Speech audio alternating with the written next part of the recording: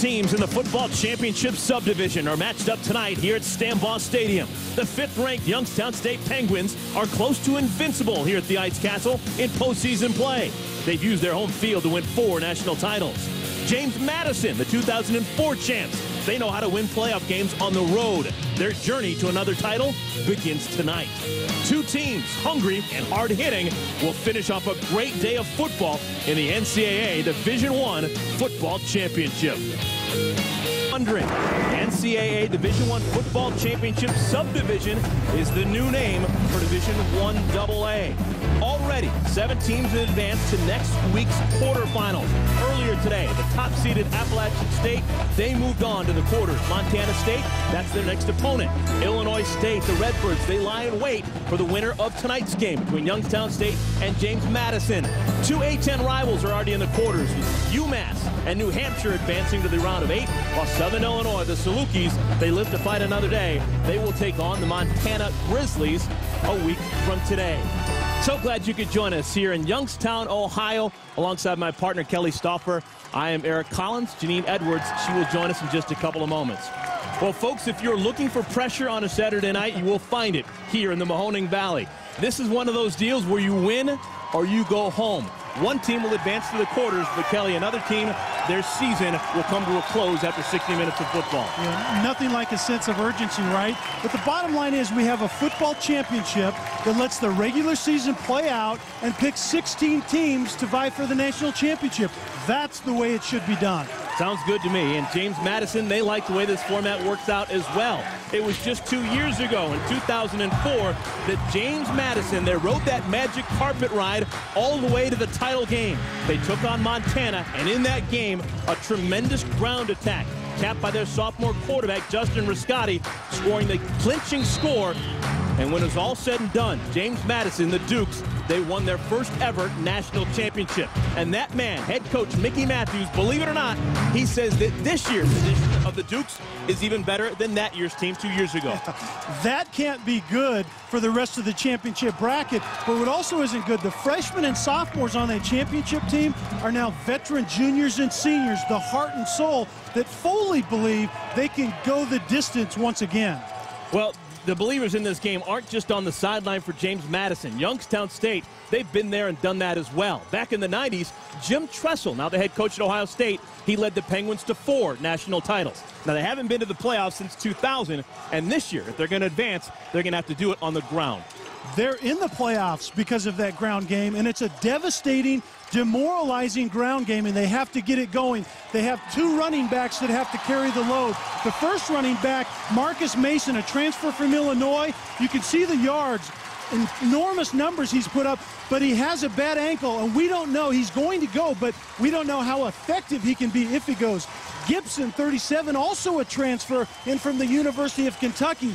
He's going to be the bell cow tonight. You can see the last game of the regular season, he was called on. He carried it 43 times. He was durable. He was productive. He may have to carry the load tonight as well. Quite a luxury for Youngstown State. They have 2 dynamic ball carriers to rely on. It's the James Madison Dukes of the A-10 against the Penguins of Youngstown State from the Gateway Conference. Coming at you next. Will have to travel 300 miles to play the 5th round Penguins. He said, when you play the schedule we played and beat the people we beat, I think it's very unjustified. But he said, we put our home jerseys up for the season. And at 7 a.m. on Tuesday, we had a team meeting to get over the frustration. Now, despite James Madison's postseason success on the road, they face a daunting task tonight.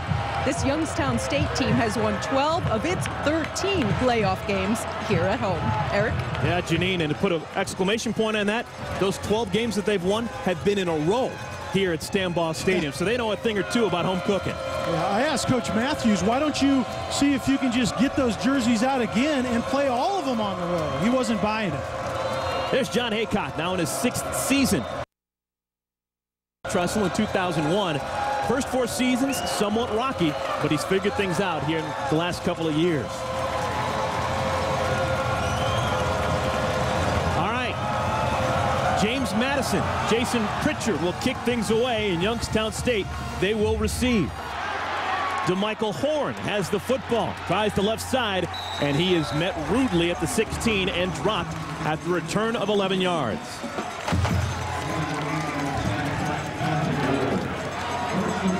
For Youngstown State, they like to run the football, but they do have a fairly accomplished passer in junior Tom Zetz. Tom Zetz is from Boardman, Ohio, just down the block here from Stambaugh Stadium. He's what they call a winner as a quarterback. Doesn't do anything particularly well, but he wins games on his watch. First carry of the game goes to Marcus Mason. We don't know how much we'll see of Mason, but when he's on the field, he's worth talking about. He is an electric performer. Let's take a look at the starting lineup for Youngstown State. Their backs and receivers. Marcus Mason began his college career playing for the Illinois Fighting Illini. Louis Irizarry, also a big-name recruit. He began his college career at Ohio State. We're talking about the tight end. And up front, the big boys, not one of those offensive linemen has missed a start so far this year. There's a lot of experience and a lot of stamina with the front wall for the Penguins.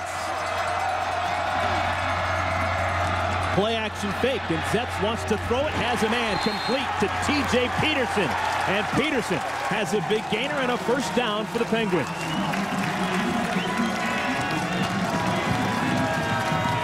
And Peterson is the go-to guy, and this is what they're going to have to do. Youngstown State runs the ball, play action pass, and throwing the football is an absolute necessity if they want to score points tonight. Scored a pickup of 15 yards for Peterson, the senior from Fort Lauderdale. He's their big play man in the passing attack.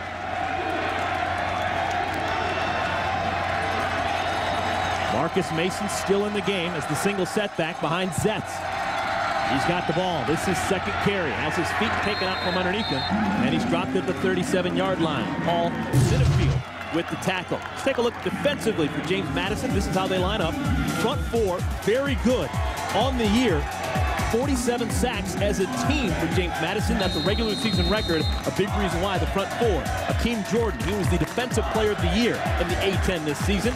And in the defensive backfield, there's 5 men back there. Minifield just made that last tackle. He's an all-conference performer. And Tony Lazat, 3 times in his first 3 years in the Atlantic 10, he's been an all-Atlantic 10 performer. So he has got a nice resume going. Zetz wants to throw on second and long. Has a man, pass complete, another first down for the Penguins. This time on the catch is Rory Berry. With Youngstown State wanting to run the football, they're going to do this from time to time more as maintenance plays and a changeup. Spread it out a little bit, go shotgun with Zetz and let him throw the football. They have to get just enough out of their passing game to keep 8 or 9 guys out of the box, which James Madison wants to do all night long, Eric. You think of Youngstown State and you think of that great ground attack. Maybe not tonight. Zetz to the ground. Mason, his 3rd carry, and once again bottled up after a pickup of 2, maybe 3. Last couple of years, it's basically been 50-50 for John Haycock's bunch in terms of pass run. But this go-around, they've been very heavy on the running attack, and it's been successful. Yeah, and Brian Wright, the offensive coordinator, said basically we will do whatever we have to do. The bottom line is what they want to do is power football to demoralize and wear the opponent out, but they've been able to throw it when they have to throw it. They've done it successfully. Mason with the carry. Pickup of a couple. It'll bring up a 3rd down and probably 3. That's a pickup of 4 yards. And Eric, really what we're going to see playing out is Youngstown State wants to run the football with a power running game. Generally a couple of tight ends, throw a big fullback behind him, and just pound away, throw enough to be successful. James Madison runs really a 3-4, kind of an 8-man front type of look, or a 4-2-5 it really is. And they traditionally have 8 to 9 guys in the box, run or stop the run and force this team to throw the football tonight. 3rd down and 4. Zetz tosses it out, pass complete, first down and more. Laquante Gibson dreaming, brought down at the 6-yard line.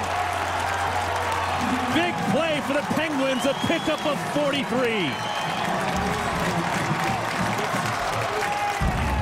Well, this is exactly what Gibson is used for. This is a design throw to Gibson 37 from the get-go. Kind of a speed, quick screen on the swing pass, and then it's just his skill in the open space almost takes it to the house. But that's a matchup that I want to see play out tonight. I think the athletes and the speed from what I saw on tape really is on James Madison's side. That's where Youngstown State has to prove that they can match up. Skill position players.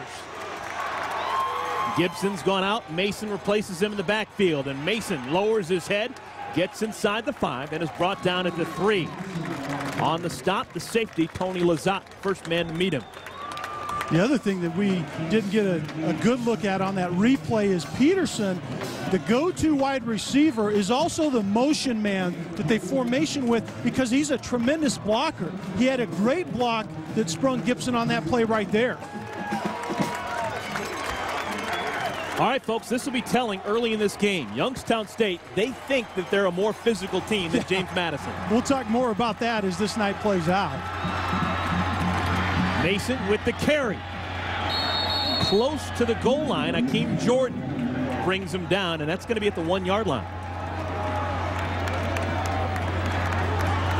Red zone scoring is obviously very important. It's the touchdowns when you get down there. You can get down to the red zone all you want, but look at the 71%. That's when Youngstown State has gotten it in the end zone, and they're also tremendous on red zone defense. So James Madison is going to have to step it up on both sides of the ball in the red zone. Mason, the deep back. Irizarry, the tight end, in motion. They give it to Mason, and he scores standing up.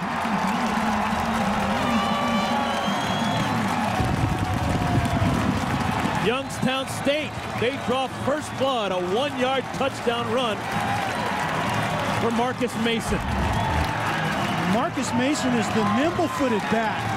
This is what he has tremendous vision, and vision is everything on the goal line. There's a lot of times when there isn't any running room, but vision, he had the chance to bounce it outside, first and foremost, because he saw it outside. Ryan Palmer, the extra point, no problem. And how about that? Youngstown State, they start on offense, and they go 84 yards, capped by a 1-yard Marcus Mason touchdown run. James Madison, they get a chance to answer when we come back. 84 yards in 10 plays. Zetz was fantastic, 3 for 3, 66 yards on that drive, and they cap it off with a touchdown. Yeah, that's a good drive at any point in time in the game, but when it's your first drive of the game, that's a tone setter right there. They can get a lot of mileage off a drive like that early. So the Dukes will have to come out fighting here. First time they get the ball. Youngstown State out of the Gateway. They won the Gateway Conference this year. James Madison from the Atlantic 10.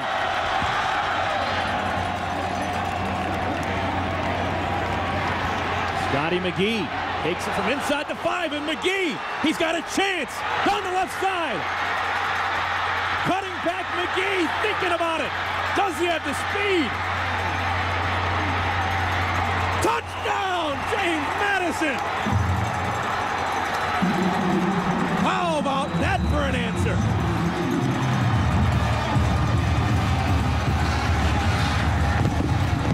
Officially, 100 yards on that return. Nothing like not taking a long time to answer back, right? That was tremendous. John Haycock, the head coach for Youngstown State, said special teams will be vital. I think he was hoping that it would be in his favor. It's now been downgraded. It's just 99 yards on the kickoff return for touchdown. David Rabel caps it off with an extra point, and just like that, hope you didn't blink, folks, it's a 7-7 tie. And it was tremendously well blocked. Look, there isn't a hand on McGee after he gets to that wall, and he even has an escort clear down to the other end of the field. But make no mistake about it, James Madison has been good at this phase of the game the entire season. Look to the right side on your screen. Right there. Once he makes the first wave miss, then it's all about speed and then the cut back across the field and taking it to the end zone. James Madison has been making a living on this entire 2006 season. Well, it was worth the wait for Scotty McGee. That is his first career touchdown. Redshirt freshman from Virginia Beach. Wow. Picks a fine time to put 6 on the board. Yeah, remember that sense of urgency. Even the freshmen. You know, even the freshmen are awake tonight. Sometimes you don't know about those guys. What a contribution early in this game. Youngstown State, it took them 5 minutes and 21 seconds to get their touchdown. It took Scotty McGee 20 seconds to go from goal line to goal line. But James Madison scored. All right, let's see if Youngstown State, see if they can match. The Michael Horn with this return. And Horn thinking about it. Brought down at the 29-yard line. Return of 22 yards. We talked about that 10-play drive, and the thing that's noticeable is the passing in run downs.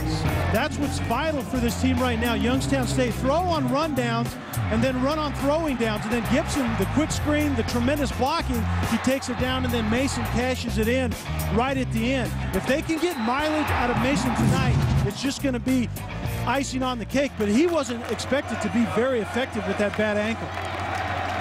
Well, John Haycock, who has his 2 tailbacks in the game right now, Mason and Gibson, both next to Zetz in the backfield. And Zetz wants to throw. He's now a perfect 4 for 4 as Peterson, his second catch of the game. A pickup of 14 yards on first down. And once again, 1st and 10, normally with Youngstown State, that's a very run-heavy down to get in that 2nd and 3rd and manageable, drop back and throw the football. When you get to this point in time in the season, Eric, it's all about breaking tendencies and taking the strength away from your opponent. And by throwing on normally run downs, Youngstown State is doing that to Madison right now. There's Brian Wright, the offensive coordinator. He's calling the shots on the sideline. He decides to hand things off. Mason with the carry. And Mason, hard to bring down, gets out to the 47-yard line. Pickup of 3.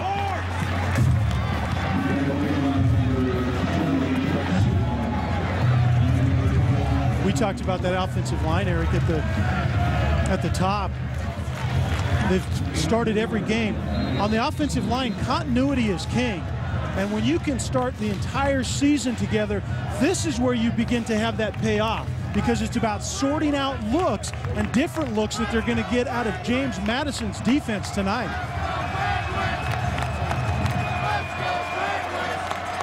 Man in motion is the fullback, Ben Lane. Zetz again wants to throw, and for the first time tonight, he's incomplete. He's looking for Rory Berry. Pass sails high and outside. Bring up a 3rd down and long. And Eric, I think that needs to be the game plan if you're James Madison. Keep Zetz in the pocket. He's kind of a Doug Flutie type of guy. He's much better throwing on the run. At least Doug was at the college level, and that's the way Zetz appears on film. If he's moving his feet, he gets a better look because he's not a real big quarterback. That's when he's more accurate. 3rd down at 7. Irizarry in motion. Zetz out of the pocket. Flags fly. He's going to keep it himself. He's got it up for the first down if this play stands up.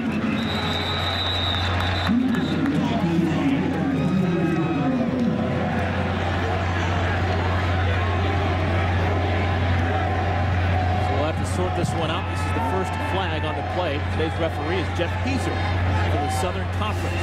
Things over.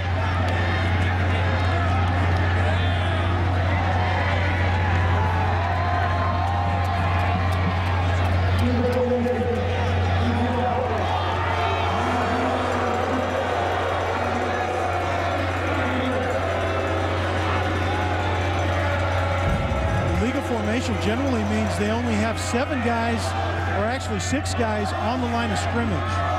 One of the 2 wide receivers at the top has to get down to the line. You have a tight end, you have the 5 offensive linemen. One of those wide receivers has to move up about 1.5 yards. So a mental mistake. for Brian Wright's team. They're going to have to try and convert a 3rd down and 12. This is not the situation that the Penguins like to be in. Jets again out of the pocket. Has time. Pass is incomplete, but we may have an interference call. Looking for T.J. Peterson, and a flag flies at the 20-yard line.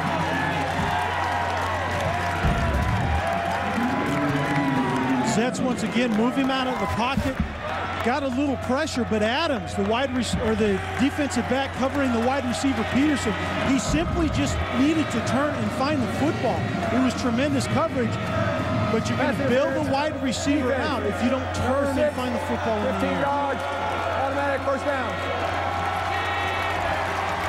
Nick Adams called for the interference. We are here in Youngstown, Ohio. NCAA Division I championship. This is the final first-round game of the day. Alongside Kelly Stauffer, I'm Eric Collins. Gene Edwards is also with us. She's down on the field.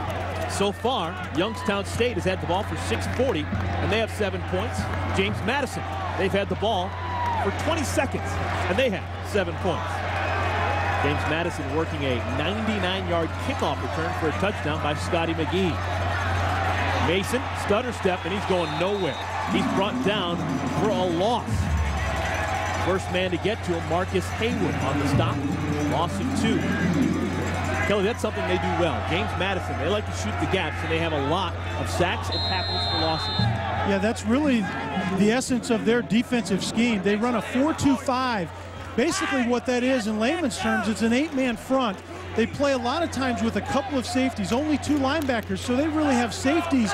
And the reason they do that is flexibility. They can get them down to the line of scrimmage and do, Eric, what you just said, shoot the gaps, create negative plays. Fake the handoff to Mason. Sets, fires, complete. Again, Peterson, the man he's looking for, and this time a pickup of 19 yards. Peterson off to a great start. He's got 3 catches. What we're seeing right now is the softness. Number 20 right there is Aaron McAuliffe. His health was a question mark coming into this game, and you can see there wasn't a lot of confidence to close the cushion on Peterson and force him to make a move. That's way too easy for a quarterback and receiver that have worked together a lot in their careers. Zets already with 100 yards passing. 3 of his 5 completions have gone to T.J. Peterson. Peterson in motion. 1st and 10. Another play-action pass. This time into coverage. Pass complete to Peterson again. His 4th grab. With more on the quarterback for Youngstown State. Let's go down to Janine. Janine, what's going on? Well, Eric, you really can't tell because he's wearing his helmet, but Tom Zetz wanted to change his luck after the Northern Iowa game on October 21st when he threw a career-high 4 interceptions, so he shaved his head. And his numbers have been very good since then, especially in his own running game. And on the flip side of that, his offensive tackle, Patrick Walker, number 68, he hasn't cut his hair in a year in protest of not making it to the playoffs last year. A Sampson story and a reverse Sampson story. Zetz a little bit low, had a man wide open, and Gibson may have had a touchdown. I think he gets hands on that football. Absolutely. Minifield is a safety, but they've moved him. James Madison has moved him back to corner. That time, he dropped coverage. Obviously a blown assignment by Minifield, who was supposed to be standing right out there with Gibson if Zetz just gets the ball up about another foot. Minifield is one of the adjustments that they've had to make on the run. He's normally a safety. He's right now out playing the wide receiver at corner. 3rd and 7. Zetz under pressure. Running out of time. Throws it away. James Madison's sideline. They want an intentional grounding, but there's no flag on the field. James Madison tries to get teams in long down and distance. That's where all the sacks come, just like this. They give them a blitz look. Very fortunate that this wasn't called grounding. A receiver was in the area, because the other thing, outside the tackle box, that ball has to go beyond the line of scrimmage, which that ball did not do right there. So Youngstown State, they'll have to settle for the field goal attempt. They have a great history of fantastic kickers here in Youngstown. Ryan Palmer will attempt a 40-yard field goal. And Palmer, plenty of leg, No problem at all. Splits the upright. And again, Youngstown State on top. 2 drives, 2 scores for the Penguins. A touchdown their first time, a field goal here. Let's see if James Madison can answer. We come back.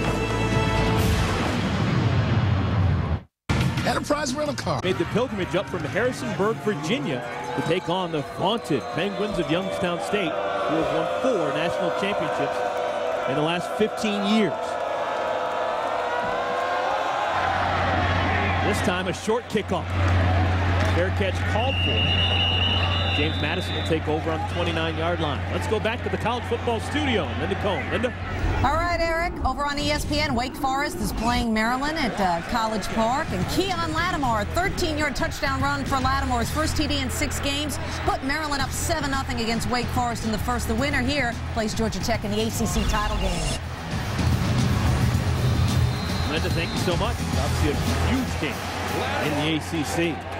But a very big game here as well. The final first-round matchup. NCAA Football Division Football Championship. First offensive play of the game for James Madison and the Dukes. They give it to Eugene Holloman. And Holloman down the right side. Huge gainer. Finally brought down by Dorian Chenault. 25-yard pickup. And Holloman is a home run hitter, has great vision, good speed, but it's interesting, the lineup, the personnel that James Madison comes out in is the physical personnel that Youngstown State is known for. Kind of a taste of their own medicine, but Holloman is that guy. He has the home run hit ability. They will have to get a track on him all night long. Holloman is a junior college transfer. The thinking around the Duke's coaching staff is that this is first year in the program. They're going to redshirt. Right. Kind of the 2-for-3 type of thing, but they didn't. He emerged as that guy. Some injuries, some suspensions that we will talk about as the night goes on, and before long, he's their guy. Atlantic 10 player. First team All-Atlantic 10 as the tailback this season. Scotty wants to throw. Pass is complete. Dede Boxley, hard to bring down. Out to the 25-yard line for Darren Jackson. Jumps on his back and brings him down, but not before a pickup of 19 tough yards. Well, a lot of impact players for James Madison. We're going to talk about 2 offensively and 2 defensively. Scotty, the quarterback, he's been there and done that. He was the signal caller when they won the championship 2 years ago. We've talked about Holloman, but defensively, there's some guys who can affect the game as well. Yeah, Jordan is that guy from the linebacker position, but keep an eye on Lazat. He's the safety that fills the alley very aggressively. He will probably have some big hits tonight. Fresh set of downs. Holloman, his second carry. Nice gain on first down. He's inside the 20. Jeff Koval with a stop but a pickup of 7. Let's take a look at the overall lineups for James Madison. This is their backs and receivers. On offense, they average 32 points per game. That is 9th best in the country. We talked about Holloman. Will Patrick will lead the way the majority of the time for him from the fullback spot. Offensive line, for the left tackle, Corey Davis, that's their bell cow. They like to run left side. He's a 4-year starter, and this year a first-team All-Atlantic 10 performer. 2nd and 3, a lot of different opportunities for the Dukes here. They stay on the ground. Holloman, I think he may have had his face mask nicked on his way through. He's close enough to the first down as is.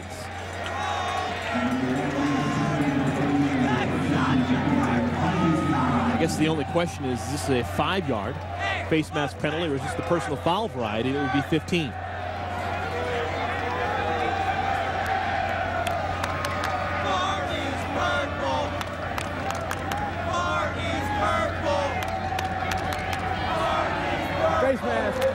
Defense, number 97, 5 yards, first down.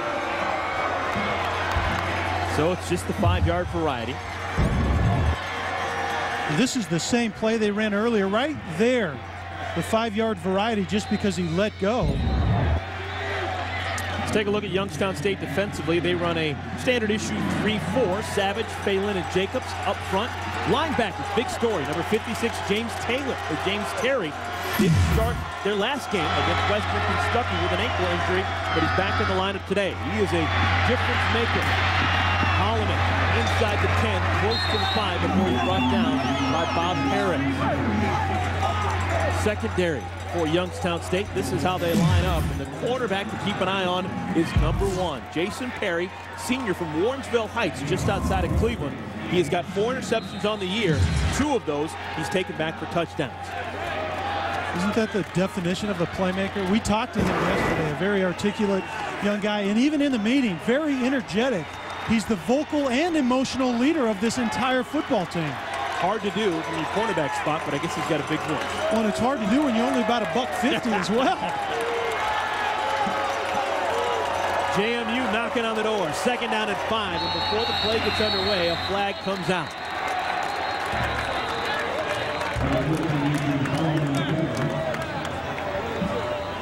This may march the Dukes back 5 yards.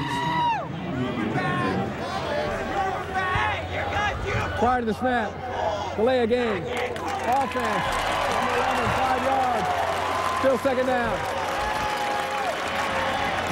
A lot of teams, most every team in college football, use a lot of different personnel groupings, and that time James Madison had a difficult time deciding what group they wanted to use their first trip in the red zone, because they've been going real big, real physical out in the field, and in the red zone it looked like they wanted to get more of their fast package in the game. Well, now they switch personnel as they have to march back to the 11-yard line.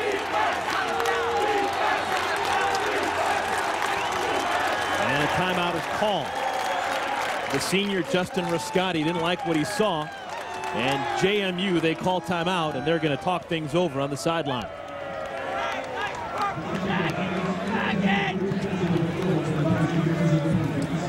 So, timeout on the field, will take it with him. James Madison knocking on the door, trying to answer the score by Youngstown State.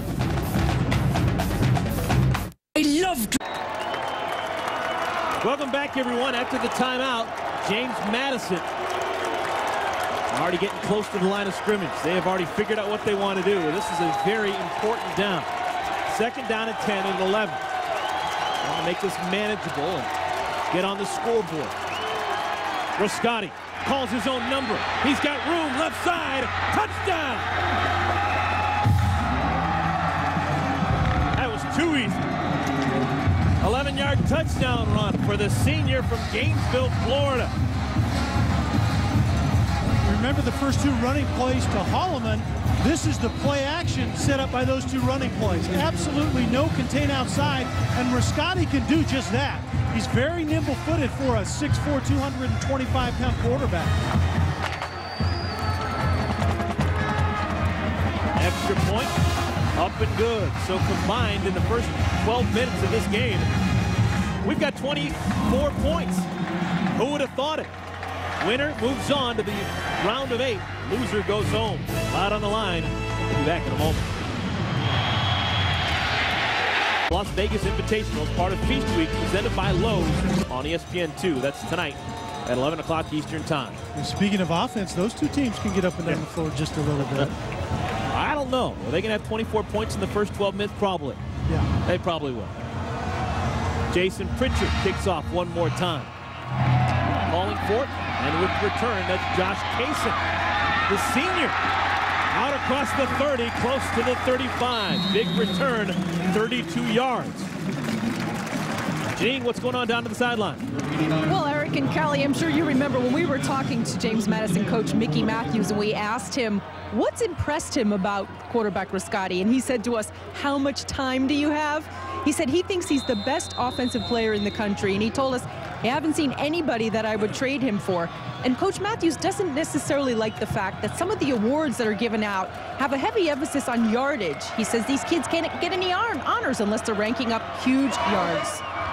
He's a winner. He's won more games than anyone else in the history of quarterbacks than James Madison. So if you're counting that statistical category, yeah, he wins hands down. You know, there ought to be an award about the quarterback that wins the most, because in the end, that's what you're judged by, right? I mean, how much you win, and he has a national championship notched on his belt already.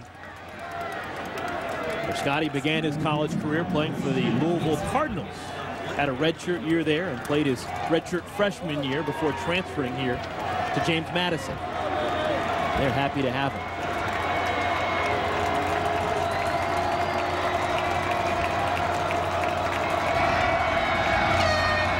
Second down and 10.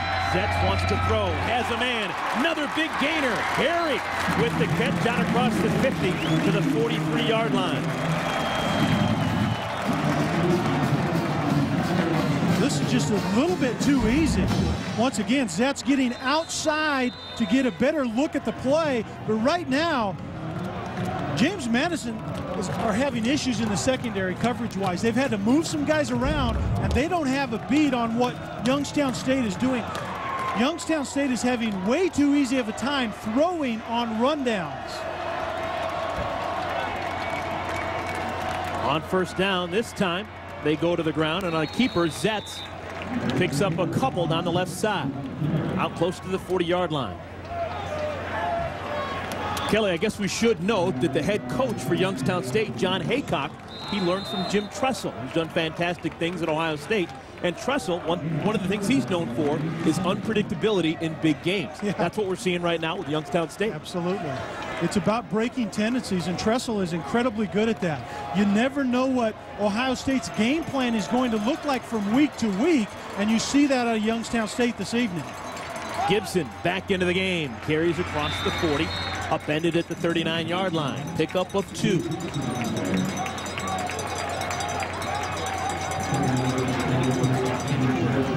Clock winding down, end of the first quarter, and that'll do it. First 15 minutes are in the books, and right now we're in for a dogfight. The Youngstown State Penguins, they're feeling good that they're at home, but they're not feeling good that they're trailing James Madison by 4.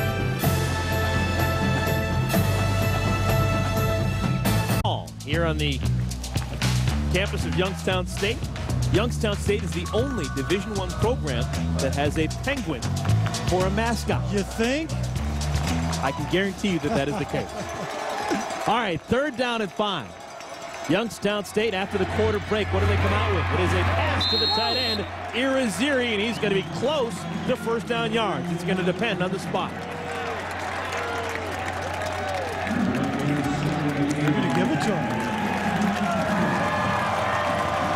You know, in 3rd and 6 is normally that down and distance where James Madison gets after the quarterback. They're playing coverage right there. Irizarry gets into the flat and picks up just enough. But right now, Youngstown State is effective at what supposedly is their weakness, which is throwing the football. They're throwing in what are normally run downs, and they're getting the best of James Madison's defense right now. Zetz again in the shotgun formation. His tight end Max King in motion. They fake to Mason. Zetz has his pass batted down. Good defensive play. Hakeem Jordan showing why he's the Atlantic 10 Defensive Player of the Year. And what you saw to Hakeem Jordan, he is the contain on the quarterback. And watch how quickly he's up inside, and then it's the angle to the quarterback to knock the football down. He has contained, and he was in a pretty precarious position up inside in that line of scrimmage. Those numbers for Jordan this year just off the charts of what he had his first 3 years. 126 tackles, by far and away the most of his career and the most on the Duke's team this year. Gibson with the carry, picks up just a couple of yards inside the 30. Well, a reminder that you can catch the NCAA Division I Football Championship live on ESPN2. The road to Chattanooga to crown the national champion begins at 8 Eastern Time on Friday, December 15th. There ought to be a road to every national championship. I think we understand just where like you this come one. from. Do you understand that? This is the template for it right here. 3rd down and 8. The Penguins need to get inside the 23-yard line. Flag before the play gets off. And there is a hit that was uncalled for. I'm not sure if Marcus Haywood heard that whistle. Haywood came in there with his hair on fire. I don't think he knew that play was stopped.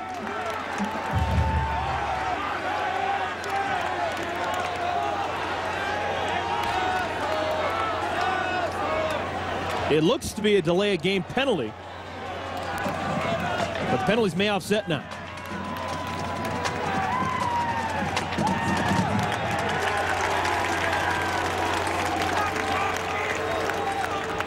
Wow, that's a break for Youngstown State.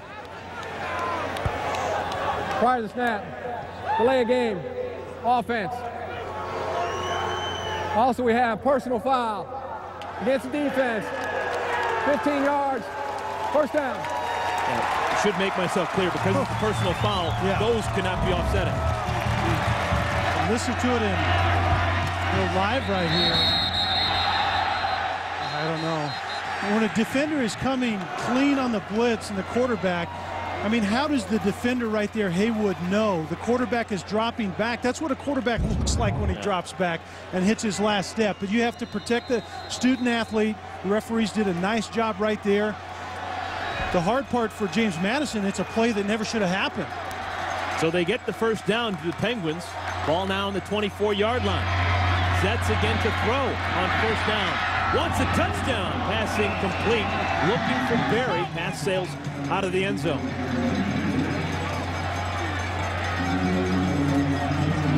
Youngstown State, they are not playing close to the vest. They're pulling out all the tricks right now. We thought this was going to be a grinded out game for the Penguins, but up against James Madison, a very good team out of the Atlantic 10.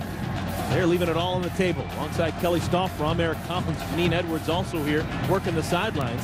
So far, so good through the air for the Penguins. 132 yards of passing so far.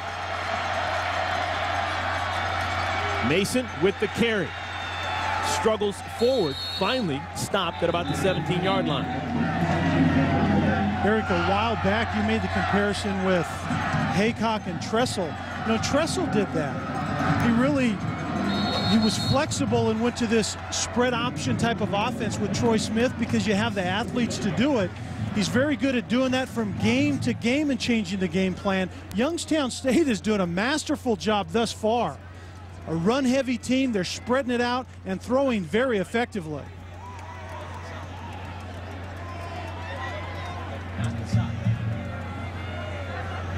Well, there's a timeout in the field. There's an injury. James Madison has the defender down. There's John Haycock, and the man that he learned from is Jim Tressel. Well, Jim Tressel, a very strong influence on this program. He spent 15 years working the sidelines for the Penguins, and in those 15 years, he went to 6 1AA championship games, winning 4 of them, 91, 93, 94, and 1997.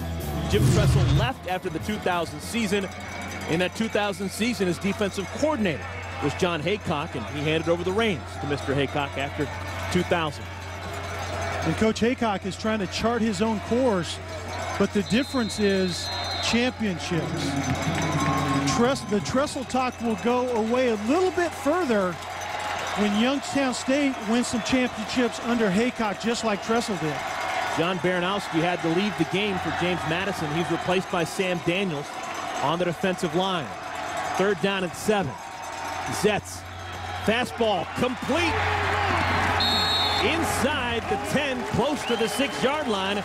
Gibson out of the backfield picks up the first down. And Gibson comes out of the backfield and matches up on 19 McGee, a running back on a corner. McGee should win this. A little bit too soft. You don't want to give up the first down marker on 3rd down. You want to force the throw in front of the marker and tackle the football. Zets now with 142 yards through the air. He's 9 for 14. This is not what we expected. 1st and goal, ball on the 6. Again to the skies. Zets with time, back of the end zone, incomplete, looking for Peterson.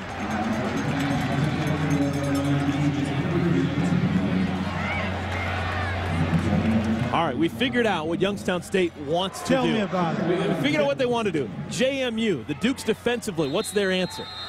It's hard to tell right now because, one, they're getting the quarterback out of the pocket, so the sack factor really doesn't come into play, which is James Madison's biggest weapon. And right now, Youngstown State is so effective at throwing on rundowns. That's the key. James Madison just doesn't have an answer in the secondary. Mason runs it left side, inside the 5 to the 3. We'll catch a special edition of the NBA on ESPN tomorrow night as Elton Brand and the LA Clippers take on Carmelo Anthony and the Denver Nuggets. Can the Nuggets regain their winning touch and defeat the team who knocked them from the playoffs last spring? An NBA Sunday Special Edition on ESPN at 8 Eastern Time. That's tomorrow night. It's also available in high definition on ESPN HD. Brian Wright, the offensive coordinator for the Penguins. Let's see what he's got up his sleeve on 3rd and goal from the 4. Gibson wants to throw. Wide open. Touchdown, Rory Berry.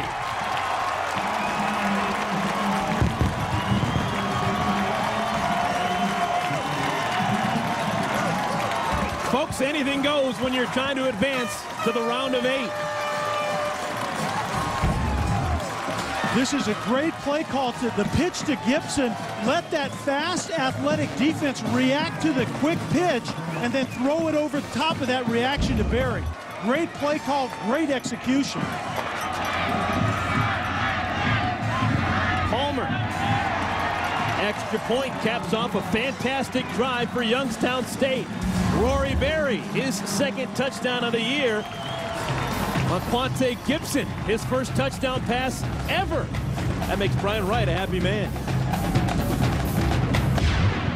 Ohio, and the Penguins back up on top. This has been a seesaw affair. Already 31 points have been scored in this one, and we're just getting started in the 2nd quarter. John Haycock walking a little bit taller. His team has scored all 3 times they've touched the football.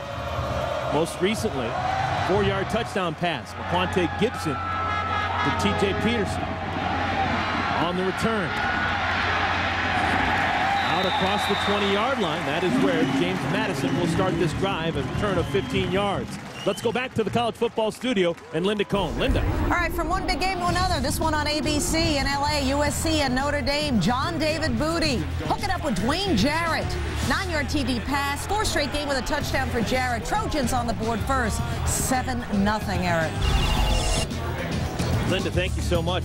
That is a big one. Yeah, and I think that's a very tough matchup for Notre Dame's defense against John Booty, who's had a year to, most of the year to get settled in. In case you're wondering, that's a BCS standings. That's not accurate. Youngstown State is not actually number 2 behind Ohio State, but I'm sure the people here in Youngstown would like to believe that to be the case. This has been a fantastic November for teams in Ohio. Ohio State, of course, has been running the table. Youngstown State, a fantastic year. Cincinnati, some big wins. No in recent question weeks. about it. Great place to be in November, right?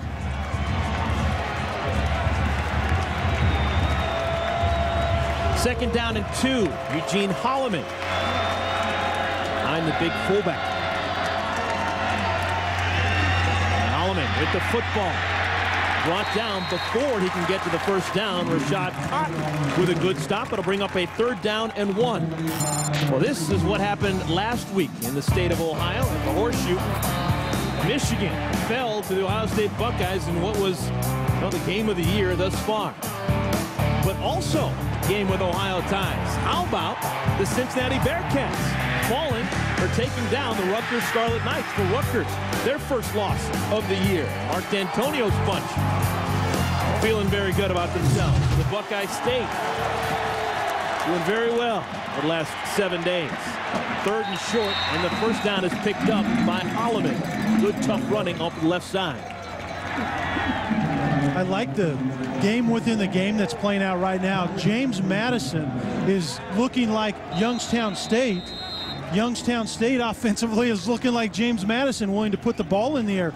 Riscottian boys are getting physical up front. You would expect that out of the Gateway team in Youngstown State, right? That's the stereotype, is Gateway Conference football is grinded out smash mouth football. But I think the Atlantic 10 is a little bit tougher than people think. At least they'd like you to believe that they are. Scotty under pressure, squeezes it out, pass incomplete. Would have been only a pickup of a couple of yards. Marvin Brown can't make the catch. Number 38, Marty Hutchinson, playing that middle linebacking position. has played with a cast most of the year, has it off tonight, did a great job of following that tight end across on that play action pass. Sometimes that's hard for a defense to respond when a team has been running the ball well, which James Madison has been effective, and then to react out of that in play action. That was a great job by Hutchinson.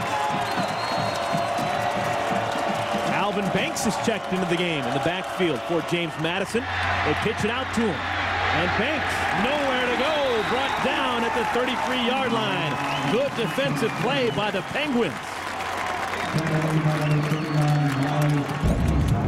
No matter how an offense gets to the option, it's about assignment football. Someone take the quarterback, they have that covered, and then it's rally to the pitch man.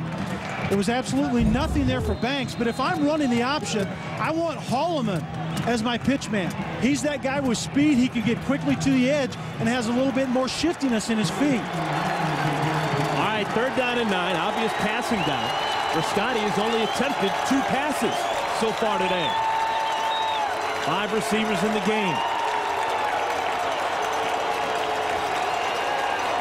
Play clock winding down, and they're not going to get it off.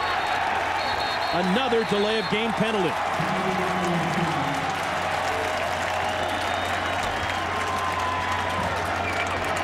Prior to the snap, delay of game, offense, 5 yards, remains 3rd down. You know, Rascotti was trying to do too much on the line of scrimmage. Quarterback always have to be aware of the play clock. Remember when we walked around in here yesterday, I said, where are the play clocks? Every stadium I ever went in, the quarterback coach would say, where are your play clocks? Rascotti has been caught a couple of times not being aware of his play clocks. So instead of 3rd and 9, we got 3rd and 14.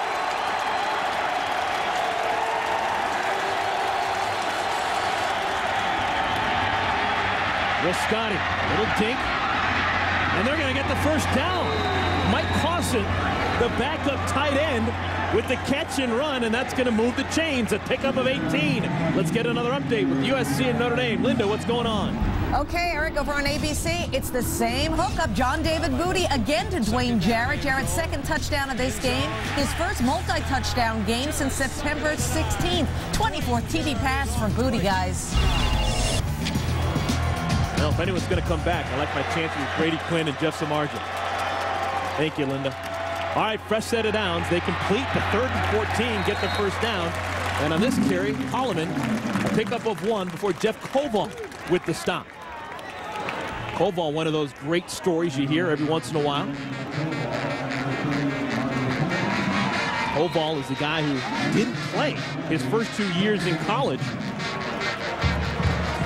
Koval was actually just a student here at Youngstown State. Didn't even play football, didn't want to, and then a couple of years ago decided that he wanted to give it a try, went out for the team, made the team, and got a scholarship to boot.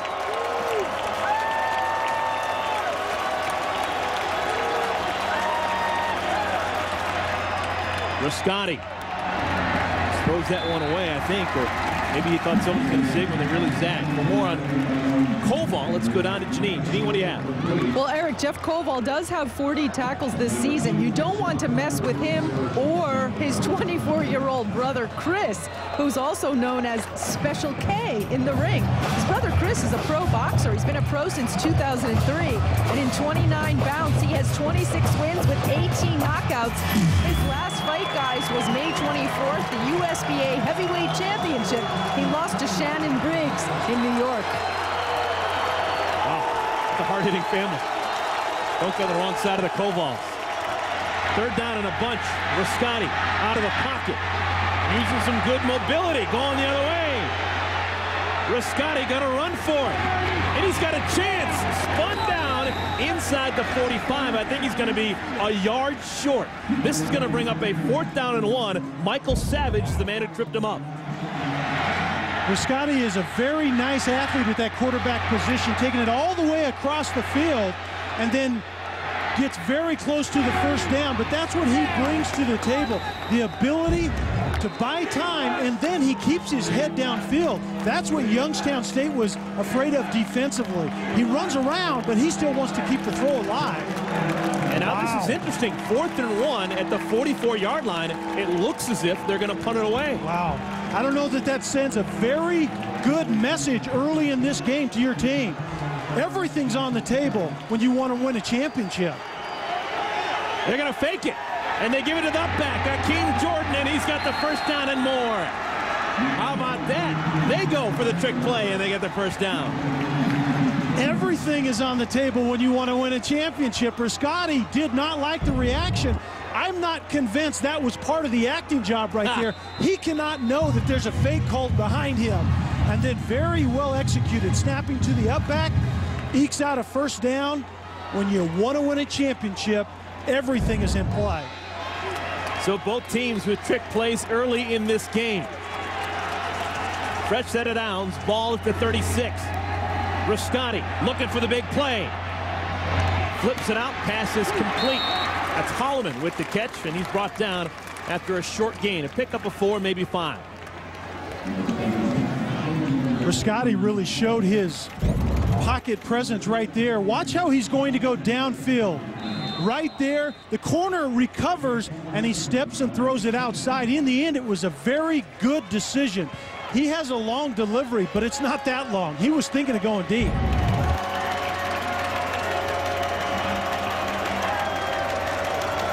Riscotti, 19 touchdowns on the year, just 6 interceptions. Very careful with the football. Little option look, keeps it himself. And Riscotti loses the football. Youngstown State, they get the first turnover of the game. I just said that he's careful with the football. I will not blame this turnover on you. But when you're trying to win a big game, it's about special teams and it's about turnovers. And Haycock said we have to win without question the takeaway turnover battle. And you can see right there, in 9 wins, they've been incredibly good. In the losses, they've turned it over in bunches. Riscotti does a nice job getting upfield, but it's right there. Hutchinson, the middle linebacker responsible for the quarterback on the option, gets his hand that was in a cast just a short time ago on the football.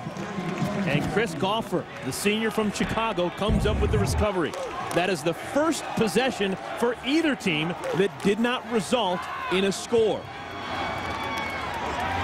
First play, they go outside and get it to T.J. Peterson. And Peterson stopped at the line of scrimmage. The quarterback, Scotty McGee, came up to stone him.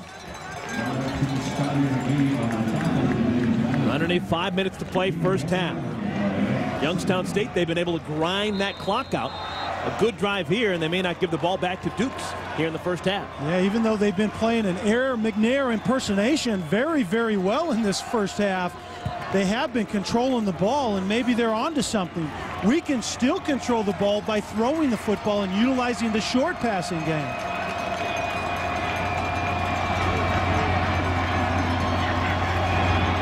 That's the junior from Boardman.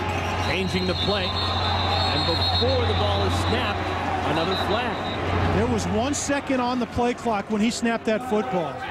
Youngstown State, they're first. Yeah, they called a timeout from the sideline. The running back was signaling his quarterback to call a timeout, and I thought they called delay. There was 1 second left on that play clock. So John Haycock will have some time to think about this. 2nd down and 9. They've had the ball 3 times.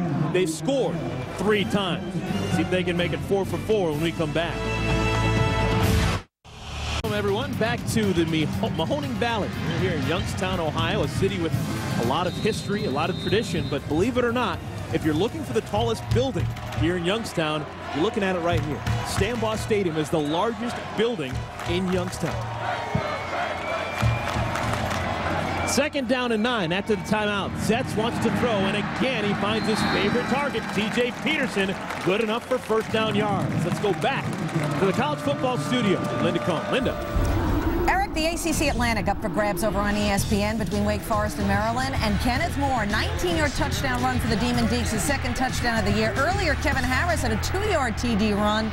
And Wake in control so far at Maryland, 14-7. Eric and Kelly. Linda, thank you so much.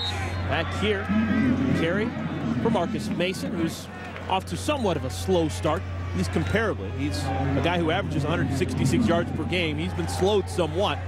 but it hasn't slowed down the Penguins, who have scored all 3 times they've had the football. You know, and sometimes it's just about having him on the field makes a difference, because teams still have to game plan. Teams don't know his physical condition, and teams understand that he's going to get the ball a ton. So having him out there, just a matter of game plan, is still a good thing. Mason has yet to carry the ball for longer than 3 yards so far through today's game, but that one is considerably longer than 3 yards, and it's good enough for another first down. A pickup of 8. Isaiah Doughton-Carter with the stop, but another first down for the Penguins.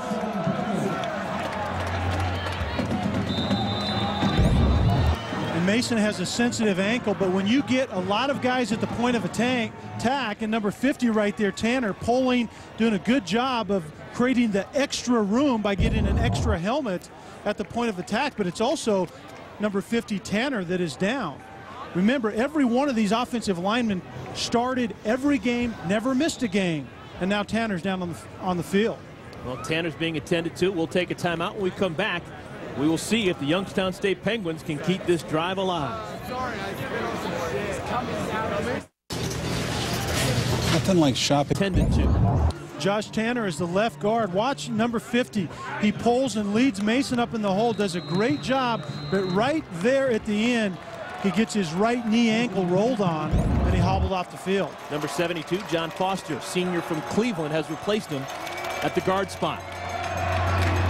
They fake to Mason. Man open. Pass is complete. Derek Bush with the catch. And inside the 25-yard line go the Penguins.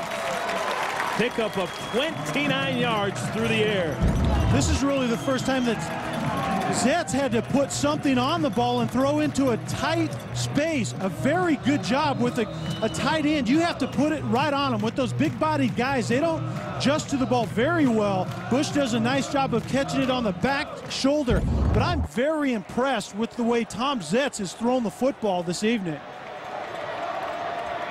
Mason with the carry between the tackles. Gets close to the 20-yard line. A pickup of 3. Mason with 38 yards now on the ground. You know, the significant thing about that last pass, Zetz had to throw inside the pocket. And the game plan on him is to make him throw inside the pocket because his accuracy goes down. You wouldn't know it by that last pass. 2nd and 7. Youngstown State, champions of the Gateway Conference, trying to advance to the quarterfinal round. Pass is complete. Coming out of the backfield, the fullback, Demetrius Eisen, with the catch, shot close to first down yards. Let's go back to the football studio and Linda Cohn. Linda. Just a reminder, Eric and Kelly coming up at halftime in a game with national championship implications. USC taking it to Notre Dame as we speak. It was a sweet 7 in a row for the Sooners as they escape against Oklahoma State. And nothing but misery in Morgantown as West Virginia's conference title hopes are not good. Back to you guys.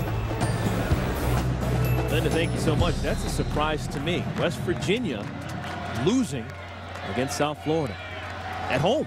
Yeah, Louisville's in the driver's seat right now in the Big East, right? After all of that, Rutgers, if Louisville wins out, they're the team that's going to represent the Big East in the bowl championship series. Marcus Mason gets inside the 10. Janine, what's the latest on Josh Tanner?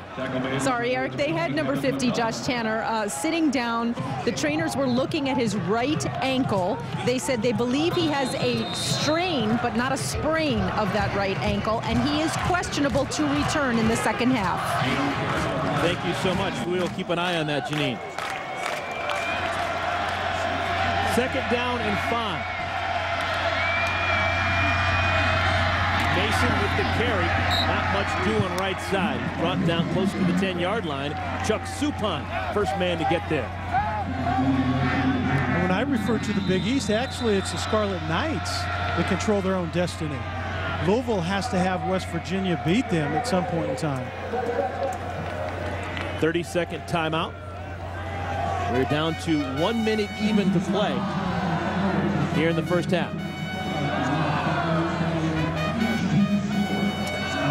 Timeout on the field. We'll take it with them. We'll come right back and see if John Haycock's bunch can punch it in. Enterprise Rental Car. 5, ball at the 10-yard line. Minute to play, first half. Sets. Back of the end zone. Incomplete. Looking for his big tight end, Irizarry. And no chance to complete that. The field goal team will have to come on. James Madison has actually done a pretty nice job defending that very play in the red zone. Out in the field, they've had some issues with more real estate to cover. But down in here where everything is condensed, James Madison has done a nice job of covering absolutely everybody. Palmer already 1 for 1 so far today in field goal tries on the year. He's 10 for 13. This would be about a 26-yarder. And the ball hooks through. Field goal gives another 3 points to Youngstown State, and they now move ahead 20-14. This is the first round of the NCAA Division I football championship earlier today. Appalachian State, the top seed, they win. They advance to the round of 8 to take on Montana State. Illinois State, they defeated Eastern Illinois. That means they lie in wait. I bet they're watching this game tonight. They will take on the winner of this Youngstown State James Madison game. Massachusetts, New Hampshire, they've already moved on. Southern Illinois, the Salukis, they have moved on. They will take on the Montana Grizzlies. So basically, Kelly, when you look at those teams, the Gateway Conference, they had 3 teams in. 2 of those teams have moved on. They're still waiting on Youngstown State. The Atlantic 10, they had 3 teams in this playoff. They've already had 2 teams move on. The only remaining team still in doubt is James Madison. Yeah, and what's interesting is the Gateway and the A10 are here tonight, and a lot of people think that the winner of this game is going to meet Appalachian State in the finals. They're the favorites right now, so we have, I think, a significant game going on right in front of us. Yeah, Appalachian State, a year ago, they were the team to beat. They were fantastic a year ago, and they won the 2005 championship. And well, this is where we are, folks. Yeah. In case you're wondering how our boot looks like, it looks exactly like this. This is where we are. This is the tailor-made for us. Is that right? It's the bird's nest, we're calling it. The penguin's nest. Short kickoff is fielded by James Madison. The ball's returned out to the 45-yard line. Good starting field possession for the Dukes. That was Rakheed McCarter, freshman wide receiver, who returned that ball. And obviously, Youngstown State doesn't want to give up another big return. So you kind of pop it up and you force the kickoff return team to fair catch it or not give it to the guys that can take it the distance. This is exactly why McGee, 99 yards later, and the touchdown is why we've seen a couple of pop-ups since then. Scotty McGee, a 99-yard kickoff return. The first time James Madison touched the football. Alvin Banks will swing out pass, goes out of bounds, pick up a 5 yards. That'll stop the clock. 27 seconds remaining here in the first half. What's interesting right now to me is Holloman's not in the game. Banks is in a game at a point in time where Holloman is the guy that you want to get out in open space and let him try to hit a big one. James Madison with 2 timeouts to work with. Here comes the blitz. Rascati.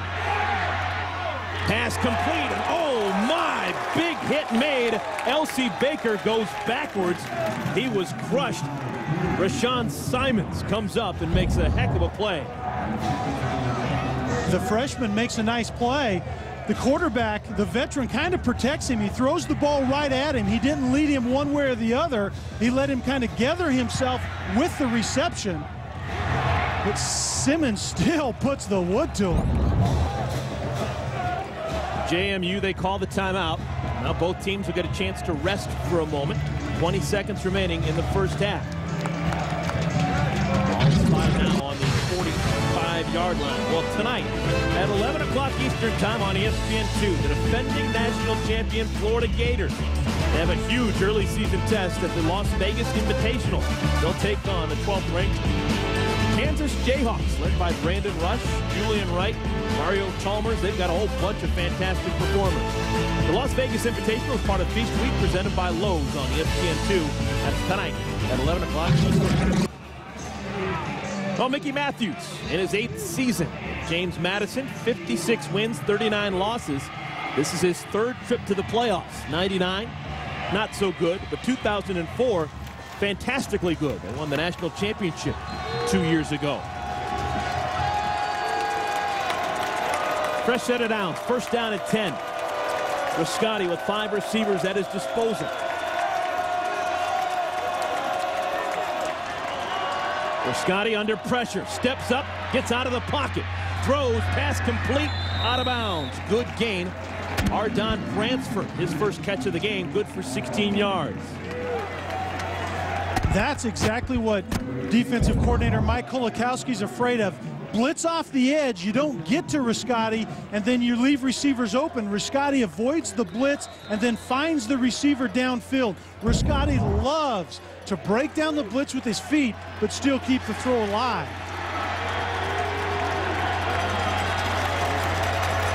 Ball inside the 30. Riscotti moves right, flushed out of the pocket again. Pass is complete, and heading out of bounds is McCarter.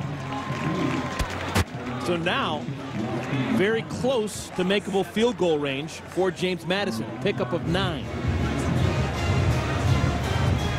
David Rabel, the kicker, his long on the year is 38 yards. So they're about right at that right now. If they spot it down about 7 yards deep, we're talking about a 37-yarder. All right, 7 seconds remaining. They have a timeout. Did they go to the end zone, or did they just try and get something underneath and make it a more makeable field goal? No, I think it's makeable right now. If you're throwing 5 wides out there, you go to the end zone right here. Let's see how aggressive they'll be. Riscotti looking for 7, incomplete through the hands of L.C. Baker. That was a catchable ball. Perfectly executed, 1 second left, and absolutely right. L.C. Baker is the go-to guy. Riscotti buys sometimes, moves up just a little bit, but remember, L.C. Baker is only a 5'7" guy, but that was right off his hands, a high, hard one, but that's a catchable ball. You're exactly right, Eric. So they'll have to settle for a field goal attempt. It'll be about a 36-yarder. David Rabel comes on. It's officially a 37-yard attempt, and it's officially good. So they would have liked 7. They have to settle for 3. And James Madison, they go to the locker room trailing by 3. High-scoring first half. Youngstown State, the Penguins, on top of JMU by a score of 20-17. We expected a nip-and-tuck battle, and we've got it so far. Probably didn't expect as much offense, but we sure are getting it, and then some. The head coach for Youngstown State, John Haycock, is standing by with Janine. Janine, take it away.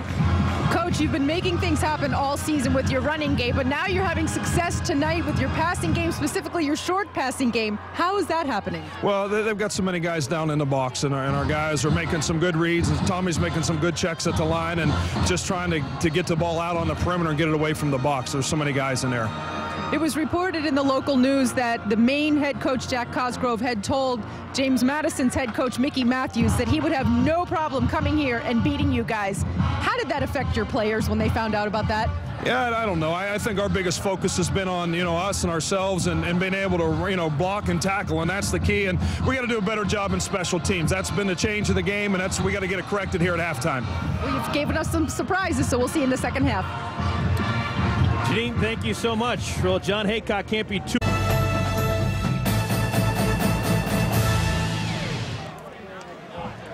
We played 30 minutes of football here in Youngstown, Ohio, and the Youngstown State Penguins. They're on top of James Madison by a score of 20-17. Nothing has been decided yet. The NCAA Division I Football Championship first round is presented on ESPN2 by Enterprise. Well, we've had a chance to catch our breath alongside Kelly Stauffer. I'm Eric Collins. We didn't expect this. Both teams not really able to stop anyone on defense. No, and it's Youngstown State that's, to me, impressive. They're willing to throw the football, razzle-dazzle type of plays. Everything has been on the table. The adjustment has to come with James Madison's defense in the second half. Okay, we're going to put you on the spot. It's now time for the Home Depot coaching adjustment. What needs to happen here? Well, the adjustment is the easy part. You can see right here the softness in the secondary. That's Minifield. He's normally a safety, number 5, playing very soft, not confident out there on the edge in pass coverage. Youngstown State has been decisive in their throwing game. You can see right here the double move by Peterson. Plenty of space McAuliffe, number 20, was the back trying to cover there, and then it's over the top. The adjustment has to be made in defensive coverage. Yards per play, both teams averaging well over 5 yards per play. That's a recipe for a high score. You have to, if you're at home, look close to the icon. That is Youngstown State with almost 200 yards throwing in the first half. The Dukes at James Madison start with the football. Scotty McGee, a 99-yard kickoff return for a touchdown in the first half. He gets out across the 30 to the 33. Let's go down to Janine for an update. Janine, what do you have? Well, Eric and Kelly, James Madison coach Mickey Matthews is probably definitely in agreement with what Kelly had to say about what they need to do to get a little bit more potency to their defense. He said, this is the worst half of defense we have played all year. He said, I really came down hard on my defensive players in the locker room. He said, we're doing okay stopping the run, but we're doing nothing to stop their passing game. He's like, since when can we not do that? He said, and my quarterback's playing well, but we still have to get some more things going. He said, I need to get these guys fired up. He said, our defense especially is letting me down right now. Thank you, Janine. We're in 100% agreement, I believe. But the hard part is the adjustment is the easy part. You can play tighter coverage, but right now, James Madison is banged up in the secondary. You have to have confidence to play tight coverage, and I don't believe there's a lot of confidence in that secondary. Chain gang getting things worked out. Ball in the 33. Justin Riscotti starts from the shotgun, wants to throw. Pass is complete. Ardon Bransford with the catch, out across the 40 to the 43 for Dara Jackson with the stop. That's going to be close to enough for a first down. This is what James Madison mustered in the first half. Kickoff return for a touchdown. First time they touched it. First offensive possession, 70 yards for the touchdown. They fumbled, and then a field goal. So some ups and downs. Yeah, the context is they just haven't had the ball much because Youngstown State has been so effective in the short passing game.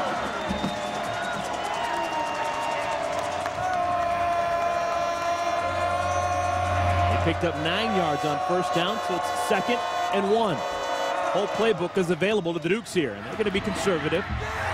On the ground with the carry. Holloman brought down by Rashad Cotton. I don't know if he got the first down. I think he was brought down at the line of scrimmage. He's going to bring up 3rd and short. Now they're going to make it official. They've called timeout, and they're going to... That seemed like a pretty generous spot. I actually think he's going to end up eking this one out. Yeah, they're not even going to measure it. That's surprising. I think it's our vantage point up here in this custom-made box. We didn't quite have the angle on it.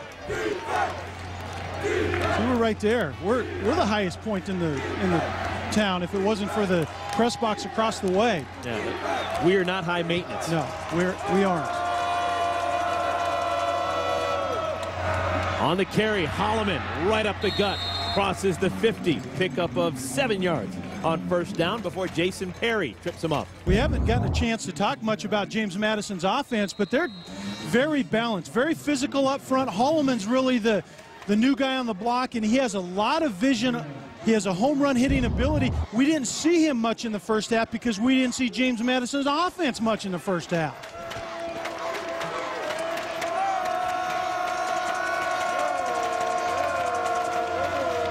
Scotty keeps it. Play action, has a man. Bransford behind the defense. Pass hangs up in the air, and it's almost intercepted.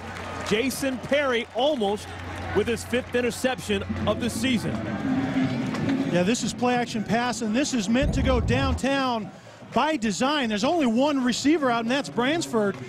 If he stays outside, they have a chance because he beat the initial coverage, but it was number 1, Jason Perry, recovering from the opposite side. Talked about Jason Perry and the plays that he can make. That was a big deflection there. 3rd down and short. Call it 3rd and 3. Riscotti. Incomplete, looking for L.C. Baker, and that's his 2nd drop of the game. That's a big one. 2 drops, and the only 2 times that Riscotti has gone to Baker, and Baker is that big play wide receiver for this football team. That's another reason that this offense hasn't sustained drives and kept things alive, even though they haven't had many opportunities. So this is going to be an unusual sight. This is the first punt of the game for either side. Jason Pritchard to punt to Jason Perry. Perry with one punt return for a touchdown on the year. He's not going to go anywhere fast for this one. He calls for the fair catch and makes it at the 16-yard line. 33-yard punt, no return. And the Youngstown State Penguins, they do their job. They hold defensively and force a punt. See what they can do with the football when we come back. Have the football for the first time here in the second half. They're up by 3, looking for more. This is the first time in the playoffs for Youngstown State since 2000. Zetz throws on first down, and he keeps on keeping on. T.J. Peterson, another grab, and a big pickup, 16 yards for the Penguins. Well, in the first half, the Penguins were undaunted offensively. They had the ball 4 times, and they scored all 4 times. And that's the reason why they're willing to throw on traditionally run downs for this style of offense, and Zetz has been absolutely off the hook tonight. If they were going to make a movie about the first half of the Penguins, it would be called March of the Penguins. They were unstoppable. Left-hand side, nothing doing at all. Marcus Mason is pushed out of bounds for a loss. Isaiah Doughton-Carter with the tackle for loss. You know, when I talked to head coach Mickey Matthews, he said that we're worried about Zetz's throwing ability. I didn't really take him seriously, but you can see the last 3 games haven't been that productive. That's the games that I watched on film. I'm like, I don't understand why they're that worried about throwing, but you see why tonight. When you put the body of work together, this young man can throw the football. His season high is 208 yards through the air, so he's almost there. Second down and long. Zetz throwing off that good arm. There's a flag on the play. Pass is complete. Good enough for a first down. Should it hold up? That's T.J. Peterson with what would be his 8th catch, but I'm not sure that's going to stay. The way that flag was thrown late, it was almost like there was a lineman downfield, because the line judge waited for the ball to be thrown to determine whether it was a penalty or not.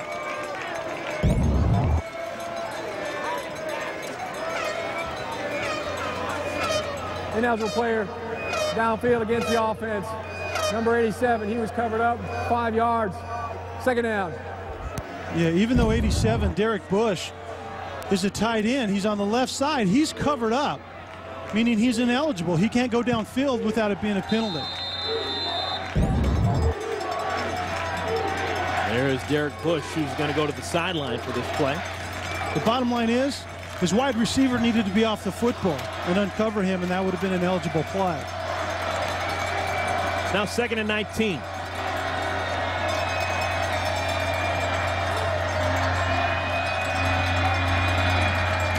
Zetz under pressure. The blitz is on.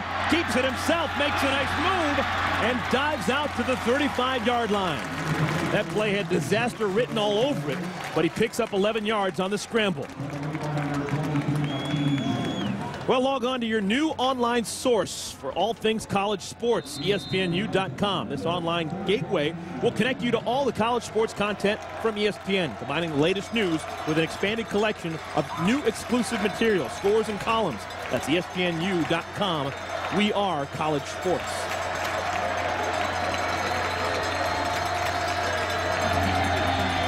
Zetz, important 3rd down, sets up a middle screen, and it is incomplete, looking for his tight end, Irizarry.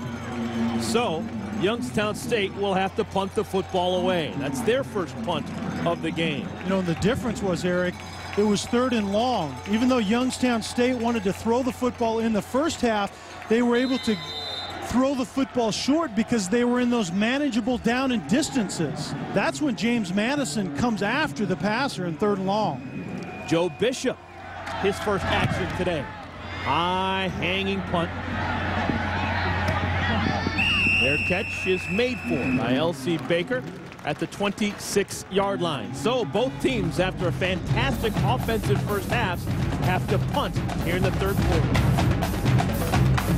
The most fearsome beat. We talked, Kelly, just a moment ago about how both teams need to figure out defensively how to stop one another, and so far so good here in the 3rd quarter. Yeah, we saw the effectiveness of the punters for the first time, right? But I think the better adjustment right now was made on Youngstown State's defense. They were bailed out, James Madison was, because of the penalty on Youngstown's offense. Holloman not going too far too fast. He's brought down with a negative play. He loses a yard. Let's go back down to Janine. Janine, what do you have? Well, Eric, you may be noticing on the sidelines one of the assistant coaches is in a wheelchair. That is Clayton Matthews, Mickey Matthews' son. He coaches the wide receivers and the kickers. He was paralyzed in a car accident 3 years ago. He's a former quarterback and kicker at James Madison. He's 24 years old, not letting his disability get in the way of his career. And I'll finish after the play, guys. Okay, Janine. That was the first negative play of the game for James Madison. L.C. Baker gets the ball out in space, and he's pushed out of bounds close to the first down. Janine, continue. Yeah, Eric, you know, he works the same 6 a.m. to 9 p.m. shift as the other coaches. He goes on recruiting trips. He drives his own car. And Mickey Matthews said, you know, it's just so rewarding to coach with him. He's such a good teacher on the field. The kids see him as a coach, not as a guy in a wheelchair. And I can tell you from watching him on the sidelines here, he's quiet when he's in the chair. But when he calls his guys over, they listen to him extremely intently. Thank you, Janine. That's a great story. A 3rd down and 1. And they're going to get it and then some. Nice carry. James Madison riding those broad shoulders of Holloman for the first down. Chris Golfer finally brings him down, but not before pickup of 8. And the last couple of plays is really what we expected out of James Madison now that they're finally getting the football back. A quick screen to Baker, their playmaker, find ways to get number 3 the football, and then Holloman in a lot of different positions, slashing, getting to the edge quickly.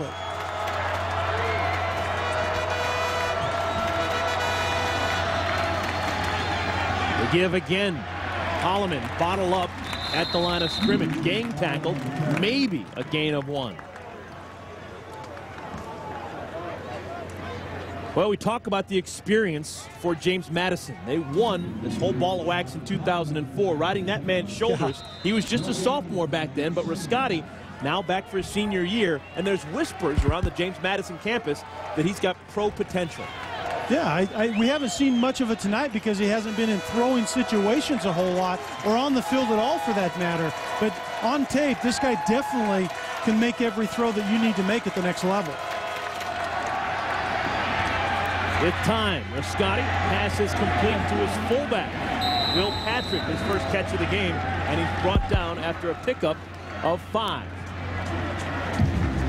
What you also see on tape is Riscotti willing to stand in the pocket. So many times, you understand as a quarterback, you have to wait until the last second. Sometimes you're getting hit as you throw the football. And then we see Will Patrick on the other end, the gigantic fullback. They list him at 255. If he's 255, yeah. I'm a $110. At some point in his life, he was 255. A long time ago.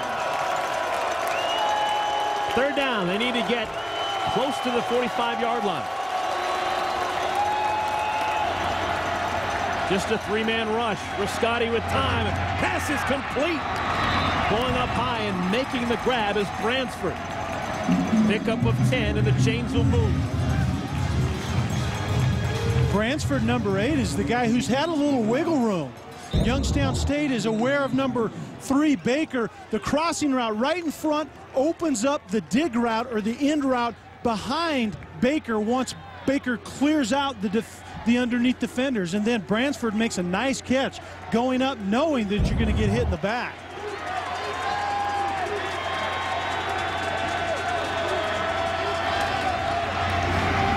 Handoff, Banks. Banks scoots across the 35 to the 33, a pickup of 7.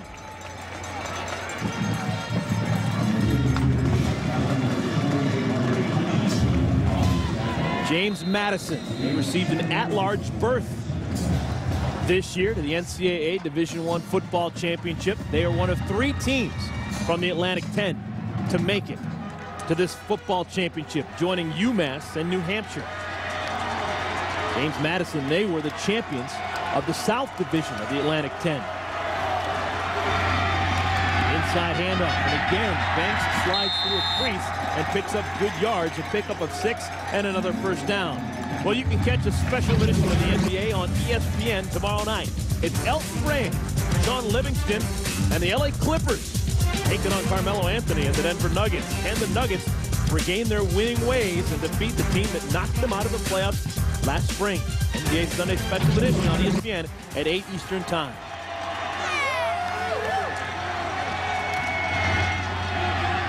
Another handoff, and Banks, he's been money lately, this time only 3 yards on the game. Banks is getting a good workout tonight. He's actually been more of the featured back. We expected 14 Holloman to be the guy, but Banks has racked up quite a few yards in his career here at James Madison as well. He's carried the load plenty of times. You can see the breakdown right there, and that's what we expect. A lot more balance out of James Madison and a lot less throwing out of Youngstown State. And Rascotti has to burn a timeout. Play clock down to 2. Didn't like what he saw. And they used their first timeout. Mickey Matthews will talk things over with the senior quarterback. We'll take a timeout when we come back and see if James Madison can make this promising drive pay off. Youngstown State on top of James Madison, 2017. Somewhat high-scoring game, but the last time these two teams played, it was very high-scoring. This is back in 1992. James Madison against Youngstown State, the highest scoring game in the history of Stambaugh Stadium. Two teams combined for 101 points, 15 touchdowns, over 1,000 total yards. When it was all said and done, James Madison, the Dukes riding a 27-yard field goal by Trey Weiss to win 52-49. And oh, by the way, in case you were wondering, that man was intimately involved. John Haycock, now the head coach at Youngstown State, he was the beleaguered defensive coordinator. He didn't want you to mention that. His bunch doing a little bit better this time around. They've held the Dukes to just 17 points. Pressure, Rascotti gets it away just barely. Jeff Koval on the pressure, but Rascotti able to just get the ball out of his hands and live to fight another day. Koval is a number 51 with the non-stop motor, and the non-stop motor was needed right there. Chased him clear from the opposite side. Rascotti obviously didn't see it, couldn't get enough on the football. Neither team has suffered a sack so far today. Down a distance like this right here in the red zone, you would expect Baker, number 3, to be an option. And he is. They get it to him in space. And Baker, trying to make a play, has the first down. Just what the doctor ordered. Yeah, Baker is all about yards after the catch. And Youngstown State's defense has taken him away by pressing him, and he's just 5'7", $160, so you can press him and take him out of the game. So this is what you have to do. Take him off the line of scrimmage, get him the football before any hands are on him, and let him do his thing. On this drive, Youngstown State, they've given up 3 first downs on 3rd down. James Madison, good in pressure situation.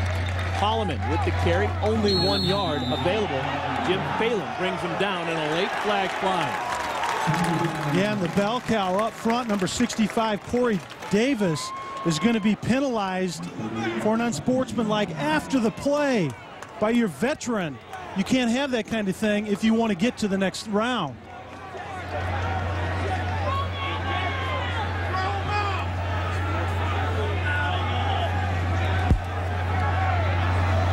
It may be offsetting, but the other question is, if it's a blow after the play is dead, do they actually potentially kick him out of the game? I mean, how would that be? Your left tackle that has been there forever and the guy that you want to run behind. Be interesting to see if they might do offsetting, because 51 Koval was involved in the mix as well. Taking some time, making sure they get this call right. There are 2 fouls on the play. Personal foul, 51, defense. Personal foul, 65, offense. Those penalties offset. 2nd down. A whole lot of nothing. And I think looking at the play at the end, it's a good call. 65 is Davis, always working to the second after the whistle, and 51 Koval is the one that comes in and push. Davis retaliates. You can't do that. I think James Madison was very fortunate that Davis is still in the game. Now Koval is going to sit this next play out. He's on the sideline. 2nd down and 9. The Dukes down by 3, but knocking on the door. Fake to Holloman. Riscotti with time to the end zone. Touchdown, Dukes! Mike Cawson, the tight end, with a 14-yard touchdown grab.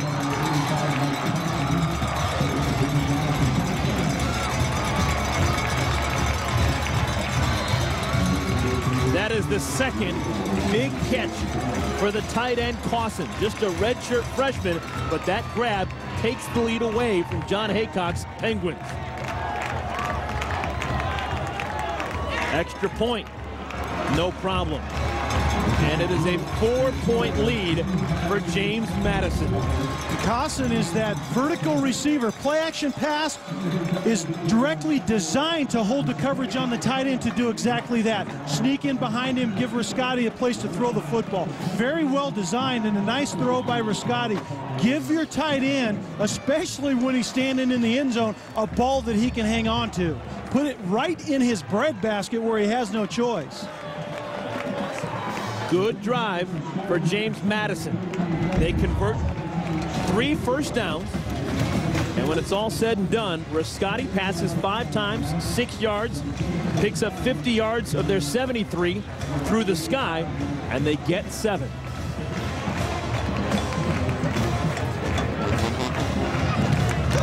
Here's Mike Cawson's father, John Cawson, who obviously is pleased. Absolutely, the young man catching a big one. But that's an adjustment by James Madison's offense. Youngstown has done a very good job of taking away the running game, and so you have to, as an offense, go to step number 2. Defense takes the run away. We have to loosen it up a little bit and go to the pass. We've seen just the opposite out of Youngstown State. They've gone to the pass early because the box was loaded by James Madison with 8 or 9. So James Madison, a 4-point lead. Let's see if Youngstown State can answer. Josh Kaysen on the return.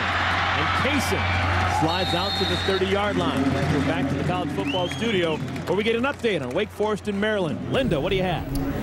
All right, this game going on ESPN. Wake Forest always responding to what Maryland has to offer. Kevin Harris with his 2nd touchdown run of the game. It's 28-14 Wake. Remember, the winner of this one plays Georgia Tech in the ACC championship game next week.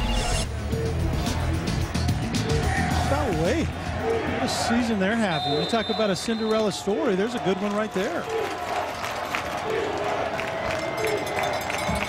Aquante Gibson is the tailback in the game for Youngstown State.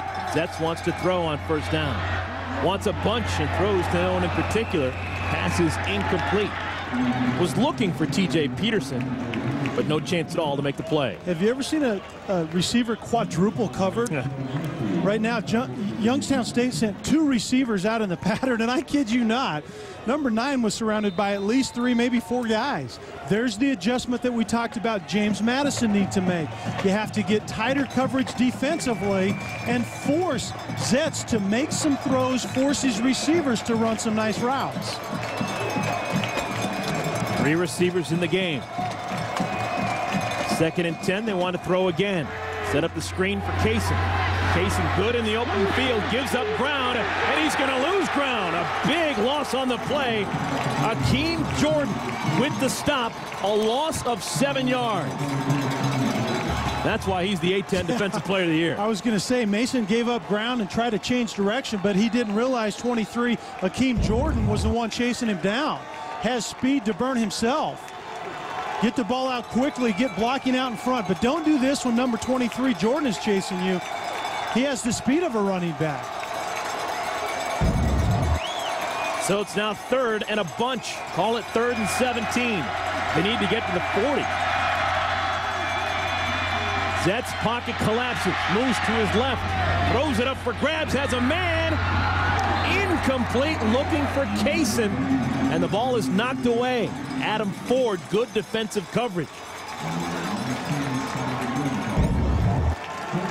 McGee doing a nice job, I think, at the end of this play. Find the ball in the air, go up to the highest point. Do not let the receiver come over your back, and in the end, the receiver becomes the defender. But it all started being down and down in distance, and then James Madison doesn't give the quarterback time to throw the football. So 2 possessions, 2 punts for Youngstown State, but a flag before the punt is kicked.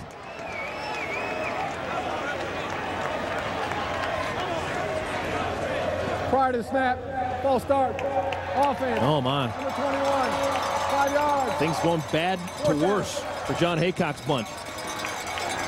And we made the comparison between Haycock and Tressel, which he would like to get past, by the way. But that's a Tressel mark as well. His teams don't make mistakes like that. Pre-snap penalties, and Haycock preaches the same thing.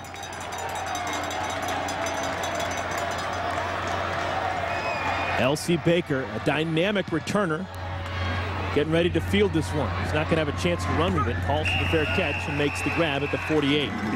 Punt of just 33 yards, no return. You see the last drive, James Madison getting to what we expected him to do. Mix the run in with Hollivan, pitch it wide, and then convert on 3rd down because you're in manageable situations. You have skilled guys that could go make plays, and they're getting a nice pop for Banks as well. Both in the run and passing game, Rascati makes good decisions, and Cosson is open for that play in the end zone right there. There's the big play guy, L.C. Baker, lining up wide right. 1st and 10, and Rascati wants something. Keeps it himself. And Rascati showing good wheels, gets out close to 1st down yards, a pickup of 9. Well, with more on Rascati's main man as a wide receiver, let's go down to Janine. Well, Eric, you can see from these Dukes that they just have such a sense of fight in them this evening. And wide receiver L.C. Baker summed it up best when he said, "We feel like we let a lot of people down last year when they didn't make the playoffs." He said, "We had a fight in us 2 years ago that was uncanny. We had a refuse to lose attitude." So his advice to his younger teammates this year is stay focused and get that fight back. Thank you, Janine. Inside running, Holliman. Good rush out to the 30-yard line before Vince Cleata brings him down, but a pickup of 12 yards. Well, win or go home. That's what we're facing right here. It's the NCAA Division I Championship first round. 7 teams have advanced already to the round of 8. We still have 1 quarterfinal spot still available. And James Madison, Mickey Matthews' bunch, they won it. They're currently up by 4.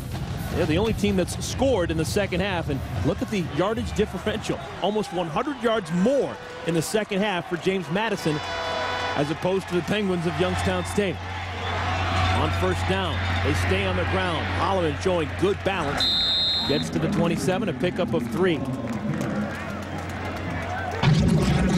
Well, later tonight, right here on ESPN2, Feast Week continues, presented by Lowe's. It's Las Vegas Invitational, 11 o'clock Eastern Time, the top-ranked team in the land, the Florida Gators. They take on Bill Self's Kansas Jayhawks. They're ranked 12th in the country. We've got some young players who are dynamic on both sides. And they know exactly what the programming is on ESPN2 here in Youngstown. Everybody does. Everywhere, right? That's a game and a half. 2nd down at 7 for Scotty. Option keeps it himself. Somewhat of a half-hearted attempt. He goes down at the 27. Didn't look like his heart was into it. Well, the good thing is his heart wasn't into pitching the football either. That was very well defensed by Youngstown State. String it out to the sideline, cover the quarterback, and rally to the pitch. Nothing that Rascati could have done right there, but the main thing you don't want to do is pitch the football. All right, it's come down to this. 3rd quarter winding down, and we're going to have 15 minutes to decide whose season will continue and whose season will end. Youngstown State, they need to find some answers. James Madison on top by 4. 15 minutes to play.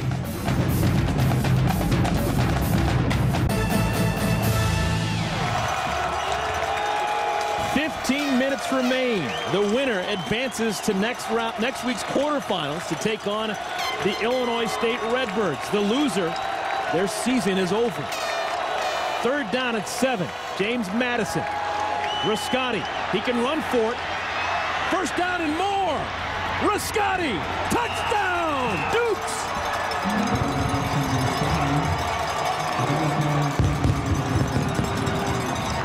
Justin Rascati, a 27-yard scamper, his second touchdown run of the game. Mobility at the quarterback position is absolutely lethal.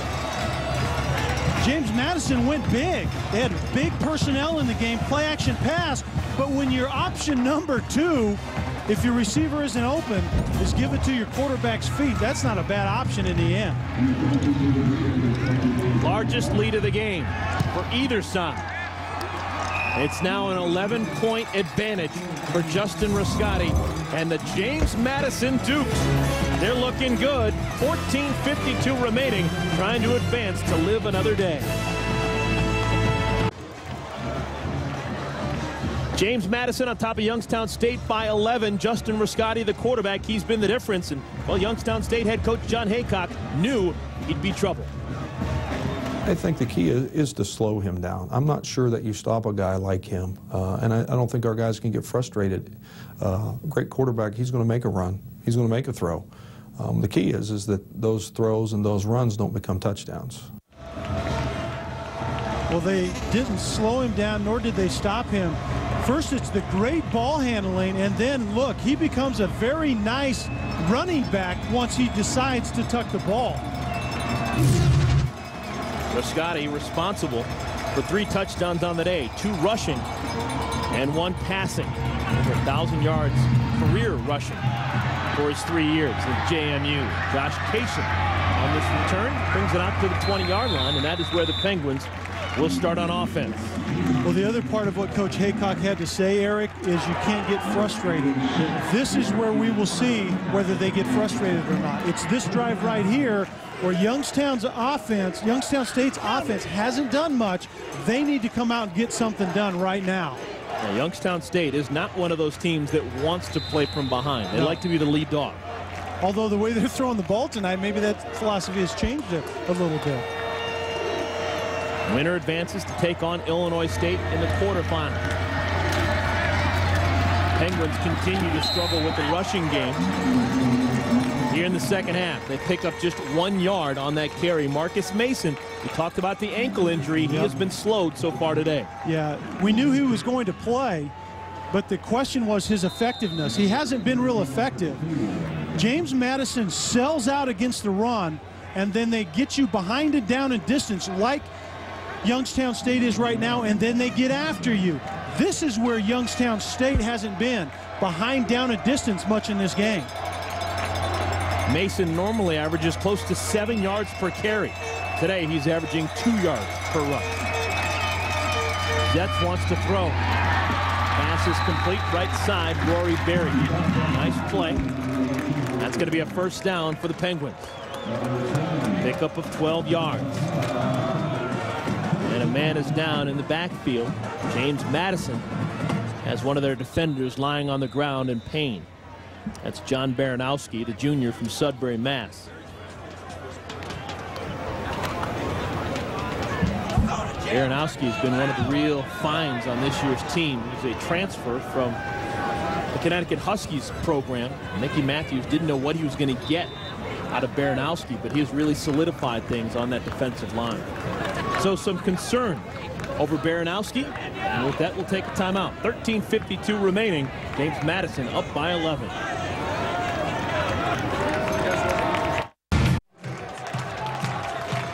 Now John Baranowski, a little bit gimpy, but he's able to make it to the sidelines on his own power. He's replaced by Sam Daniels on that defensive line. First down and 10, Youngstown State, they stay on the ground. Mason, pickup of just 3. And Mason came into today's game averaging 166 yards per game. With those 3 yards, he's now got 43. Yeah, 43 tonight. And you can tell even in that shot we just saw him walking back to the huddle, he's not walking very well, let alone run. I mean, he's obviously tougher than you and I are, but still that's a tough task. His lowest rushing total on the season for one game was against UC Davis. And he ran for 99 yards so far today. He does not have a run longer than 8 yards. Pass complete right side. Close to first down yards. That's Kaysen who makes the catch. Take a look at this. Number 20 at the top is McCollum. He has a bad will himself. You can see it right there in that softness. My philosophy is if you can't do what the defense calls for, you can't be on the field, because right now Youngstown State is going back there time and time and time again. All right, 3rd down and 1. What's the play call here? You go conservative or you try and get a big play? I think you go conservative. You move the chains. They're stacking the line, and they're not going conservative. Zetz wants to throw for it. Flag is down on the field. Incomplete. Looking for his tight end going down the right side, Derek Bush, and we may have a holding call here. I believe you're going to have a holding call, and that's why you go conservative. Get another roll of the dice. There's still plenty of time left in this game. And it is a hold against Youngstown State. You know, and the thinking may have been at this point in time, maybe you go for it. On 4th and 1, if you don't pick it up, you go for the home run, and worst case scenario, you try to pick it up on 4th down.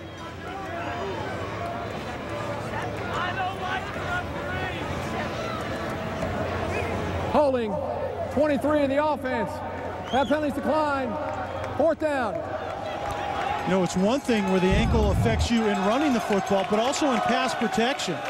He goes low, and then his quarterback unexpectedly goes outside of him, so he tries to hang on to the defender.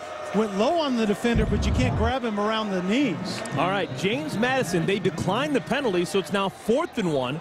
But Youngstown State, they're going to punt. Are you surprised? Yeah, I'm surprised, and I would play very conservative if I'm James Madison right now.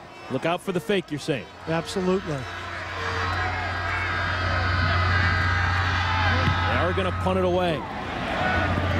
Tony Lazat fields it on a bounce. And Lazat, all kinds of problems. He's going to be down at about the 20-yard line, just inside at about the 19. Punt of 38 yards. No return. Timeout on the field. 12:38 remaining. It is an 11-point lead for James Madison. Lights are on here at Stambaugh Stadium here in Youngstown, Ohio. They call this facility the Ice Castle. And why not? This is where the Penguins play. Yeah, we didn't get the cold weather that you normally get around these parts in late November. And I welcome that, by the way, considering the box we're in tonight. I was terrified. Still 51 degrees as we play the 4th quarter. James Madison up by 11. Trying to close the door here. Good goes to Holloman. And Holloman brought down. Good defensive play. Jim Phelan, first man in there to make the stop. Big ol' number 97. Loss of 6.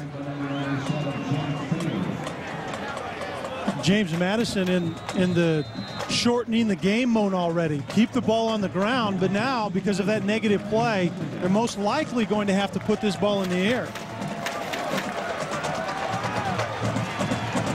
If you're going to run out the clock or start to milk the clock, you can't have minus plays.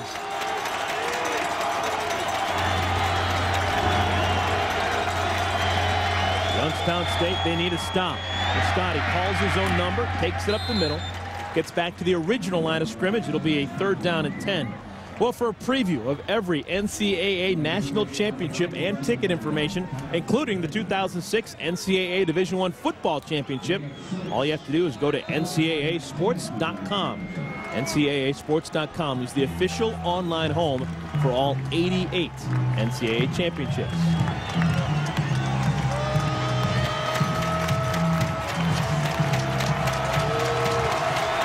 Gigantic play right here, mainly for Youngstown State, where Scotty cannot make a mistake deep in his own territory. Quick pass, left side, incomplete. Pass was at the feet of Ardon Ransford, and it's going to be a 3-and-out. Clock stops as the punt team comes on for James Madison. Not what Mickey Matthews wanted. No. Absolutely not. Didn't want to stop the clock and didn't want to be backed up punting the football to Youngstown State. I think it shows a little bit more confidence in your defense. James Madison's defense had played much faster, much better in the second half.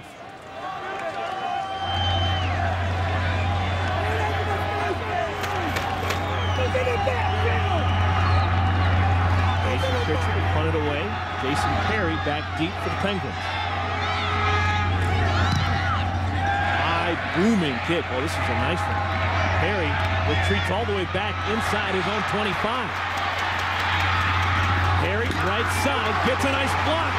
Out across the 45-yard line. Good return for the senior from Cleveland. A 51-yard punt is brought back 18 yards by Perry. Well, a couple of days ago, Thanksgiving, both teams enjoyed their birds. For more on that, let's go down to Janine Edwards. Yes, and they enjoyed them in very different ways. Actually, the Youngstown State team broke up and they went to different homes of different families here in the area. But the James Madison team, they ate dinner together at the Spotswood Country Club in Harrisonburg, Virginia at around 2:30 Thursday afternoon. And then the seniors went to Rockingham Memorial Hospital to visit children. I'll finish after the play. Youngstown State, they need a score. Zetz wants to throw, has a man wide open. Peterson, his 8th catch of the game, all the way down to the 30-yard line, a pickup of 22. Janine, can you finish? So, Eric, the seniors then went to Rockingham Memorial Pediatric Children's Hospital to give away Thanksgiving gifts to the kids. They said they spent about an hour and a half there. And then yesterday morning at 9 a.m., they began their 6-hour journey on their bus to come up here to Youngstown with a stop at Haas's in Bedford, PA for lunch. Yeah, 6 hours. That's going to seem like it's a nothing trip if they can hold on to this 11-point lead. But that's in jeopardy right now as Youngstown State, a nice drive, trying to get back in this game. As we were seeing in that highlight, a nice play once again. Zetz throwing the ball in a must throwing down. Boxley clears out. Peterson comes underneath. Very well set up and executed.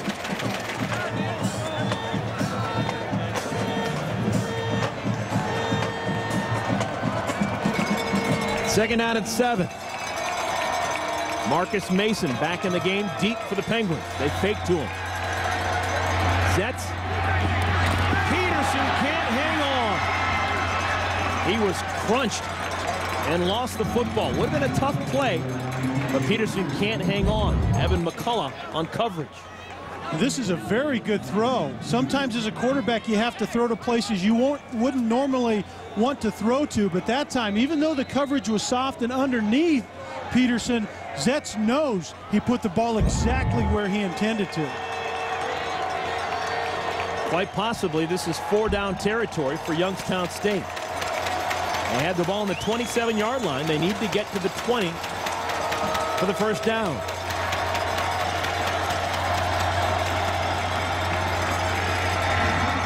Zetz complete. Irizarry, the tight end with the grab. Pickup of 18 yards. Watch Irizarry come across the middle. The defender right there is supposed to be Akeem Jordan, 23. Jordan got caught peeking into the backfield watching the quarterback when Irizarry was sneaking in behind him. You're in a zone, you have to cover receivers in your zone. This has been night and day, first half to second half for Youngstown State. 4 drives in the first half, 4 scores. Nothing so far here in the second half. Deke Eisen with the carry, a pickup of 3 on first down. We talked about it very early in the game. Red zone scoring is always important. Youngstown State is very good in the red zone offensively. They score a ton of touchdowns when they get down there, like 71%. So they need a touchdown, obviously, right here.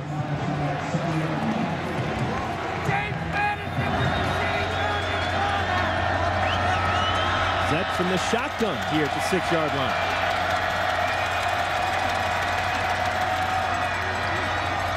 Rolls left to the end zone. Touchdown, Peterson!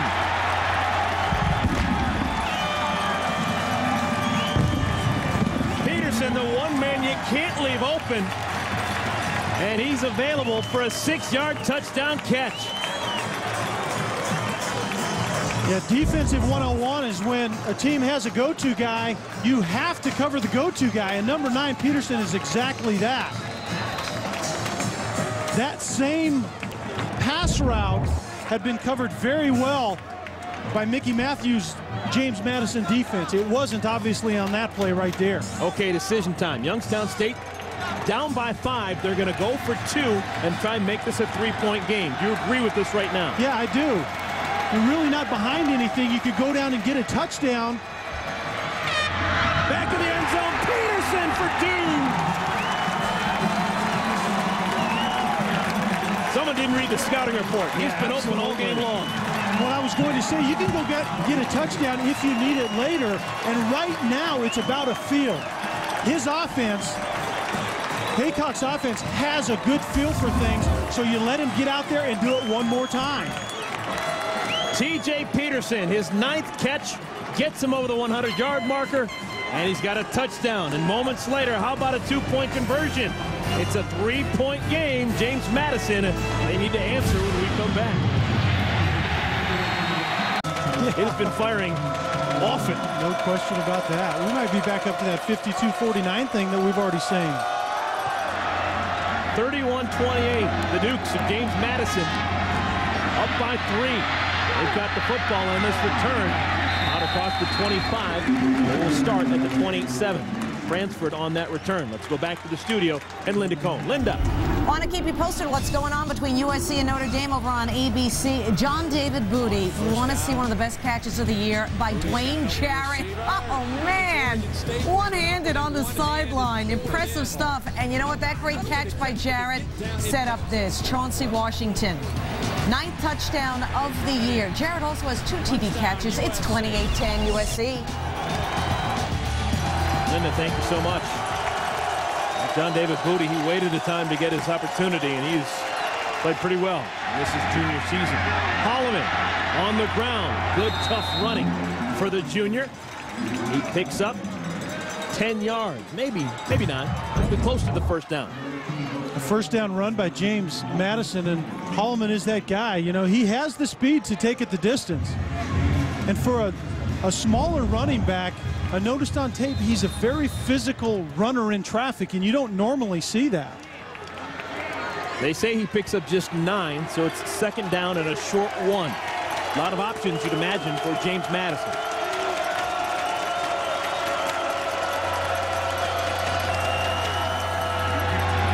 They stay on the ground with the carry. That's Alvin Banks, and Banks with an opportunity inside the 30. And brought down at the 21-yard line. Chris Golfer finally slows him up, but not before a pickup of 43 yards. Banks is supposed to be their versatile running back, not necessarily in the run game, but the run game and the pass game.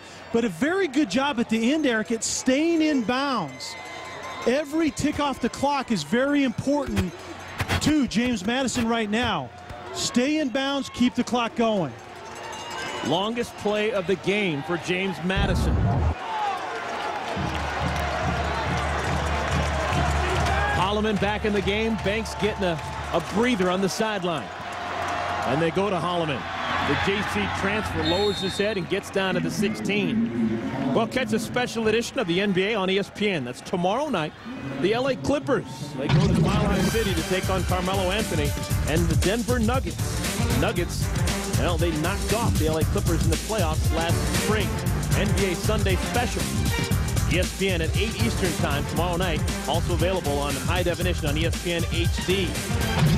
It's actually the Clippers that knocked off the Nuggets. I knew exactly what you meant. I was totally trying to fool you. Making sure you're paying attention, Kelly. Great job. Good stop defensively. Behind the line of scrimmage, Jeff Koval able to bring down Holloman. Also in on the stop was James Terry. Now, if you're running away from Koval, you have to do a much better job of sealing the backside. He's already demonstrated that he has the speed and the desire to chase down the football. You got to seal him off if you're running away from him. 3rd down and 5.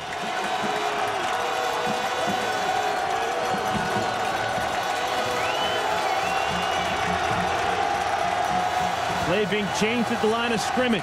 Play clock down to 3. They get it off.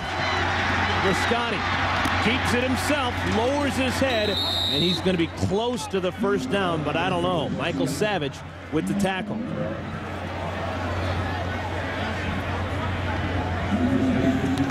They're going to say he's short. Wow. It's 4th down. Okay, decision time here. First of all, you call a timeout probably and talk about it. But you can go a long way to putting this one much closer to being on ice if you can pick up these few inches. All right, it's going to be 4th down and a short one. This is a field goal of about 28, 29 yards. What do you do? I put points on the board and make a touchdown beat me.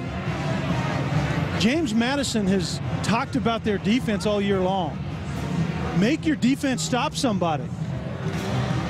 You're obviously disagreeing with me by the way you're looking. Well, I'm just saying there's under 5 minutes remaining in the game. Yeah. If you punch it in there, you get this first down, and you convert and you get a touchdown, you're up by 10 points, and then it's ultra difficult for Youngstown State to make it happen. I understand that. Yeah, I agree with it.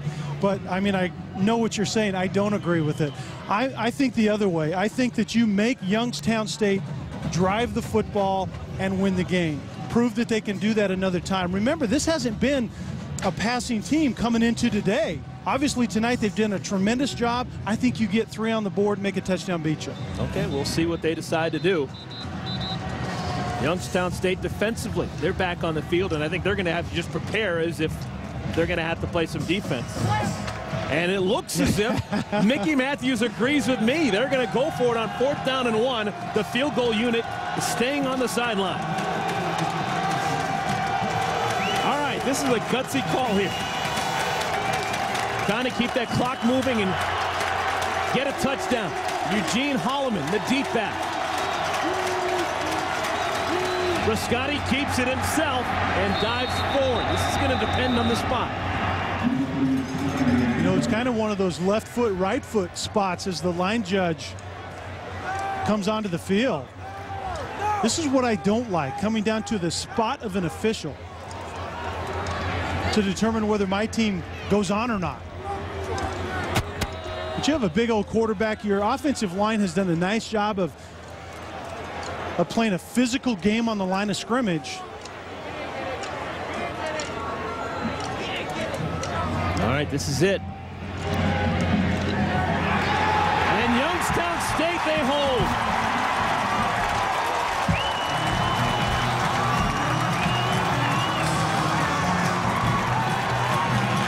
Well, there's really nothing wrong with your way of thinking until you have a play like this, Eric. And a big quarterback behind an aggressive offensive line. You really can't argue with that. If you're a team that expects to make a run for a championship, you need to be able to pick up 6 inches in the heat of the moment, and they just flat didn't do it. Well, momentum, in case you're wondering, it is on John Haycock's side right now. Youngstown State, they could have been knocked out, but they're back up off the mat and down by just 3. Zetz wants to throw on 1st down. Passes high, looking for Derek Bush. But this is what Youngstown State is going to have to do again. Make plays in the passing game. You can see the nice play by the tight end, number 81. The quarterback on the move. Zetz gets it into the end zone. And if you're James Madison, you may want to find number 9 in red and try to cover him on this drive. Youngstown State, they have 3 timeouts remaining. Haven't had to burn one so far in the second half. Blitz is on. Zetz, throws deep, incomplete. Looking for Berry. It's 3rd and 10.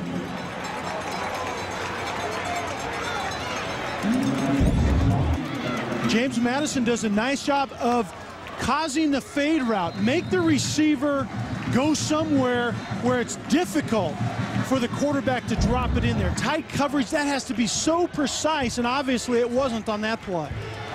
Do you have to get 10 yards here, or is this already 4-down territory and you have 2 downs to play with? No, you don't have to. Yeah, you have to pick up the 1st down and you punt the football. There's still time on the clock. You still have time to get another possession. Flag flies, and this is going to be a procedural call against Youngstown State. They took too much time. The play clock expired. Wow.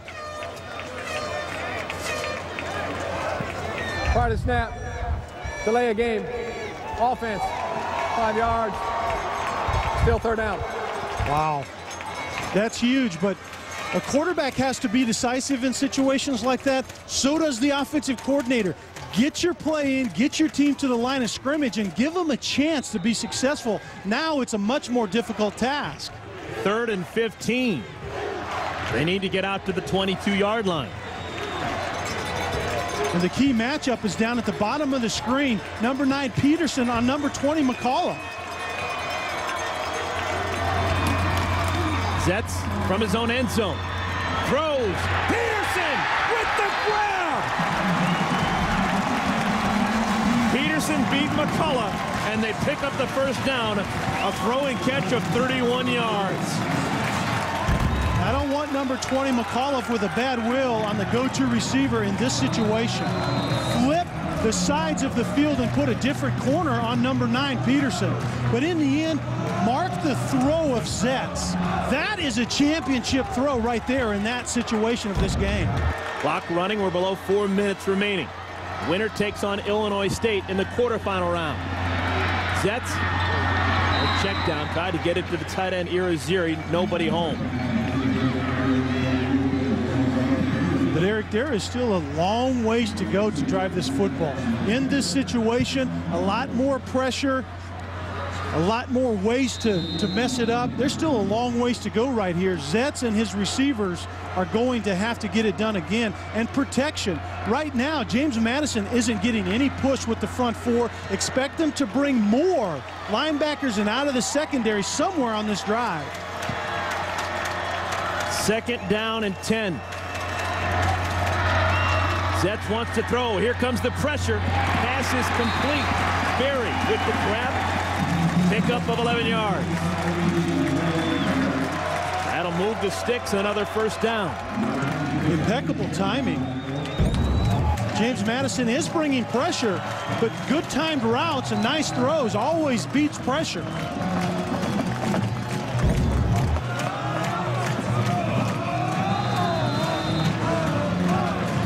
Well, John Haycock picking a great time for his junior quarterback, Tom Zetz, to have a big day. Zetz now over 300 yards. He's got 303 yards passing.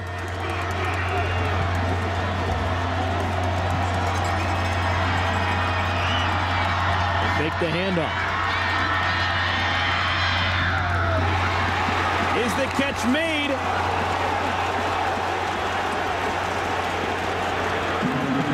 Berry, no, they're going to call it incomplete.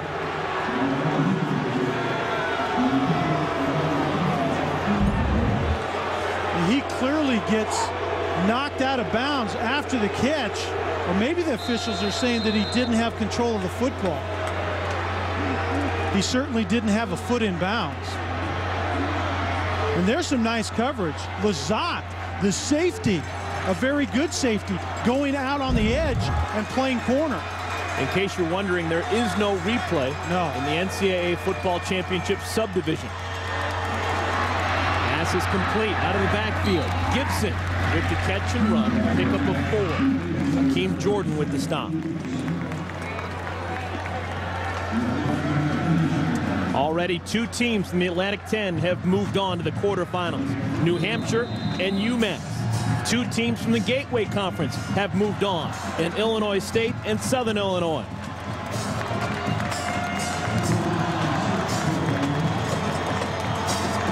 Third down at 6, coming up on the 3-minute mark.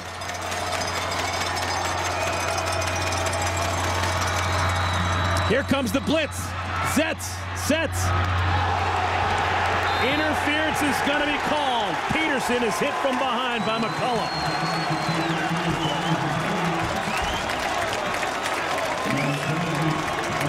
And that's a very good call. McCullough does a much better job on coverage. The coverage was tied in with the pressure.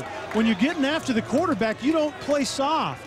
You take away the timing route and make him be precise. McCullough just simply gets there a little bit too early. Very well executed, good throw on time, but you can see right there, that's a clear call. McCullough arrived just about a half a second too early. Pass interference, defense, number 20, 15 yards. And that really is a shame for that young man because he had good coverage. What he needed to do is get his left hand up instead of going through the back of the receiver.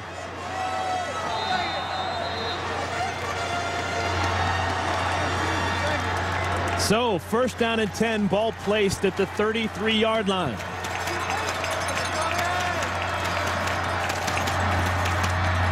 They go to the ground for the first time in a while. And Mason stays on his feet for a while, gets down to the 30, pickup of 3. Went to the ground, Eric, because I think at this point in time, we're approaching 240. Now you start thinking, if we get it in the end zone, we don't want to leave any time. But you can milk it down and at least have an opportunity to kick a field goal. But you don't want to do that with too much time on the clock and give Riscotti, who's been there, done that, another opportunity at winning this game. Ryan Palmer, he's a good one. He's getting loose on the sideline for Youngstown State. Zetz to throw. Pass is complete. Peterson again loses the football, but it goes out of bounds. They're going to call it a catch and a fumble. And a good gainer for Youngstown State. Peterson is getting a little gas, been working overtime. Good job, nice throw with pressure in Zetz's face. And again, number 9, the go-to guy. Lazat comes up and makes a nice physical tackle. Fortunate that ball went out of bounds.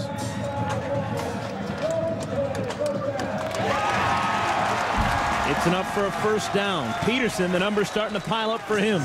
11 catches, and that doesn't include the catch that he made on the 2-point conversion. He has been a huge part of this offense for the Penguins. Well, we'll see if James Madison can adjust the coverage right now to him. Even though Madison is playing zone, you have to squeeze that zone to their go-to guy, number 9. Mason with the carry. Stood up. Still fighting. Gets down to the 15-yard line.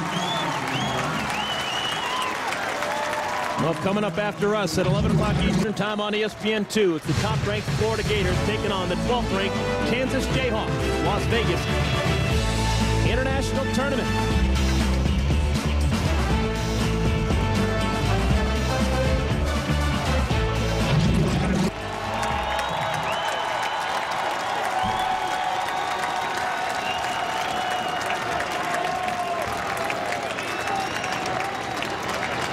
Timeout is called.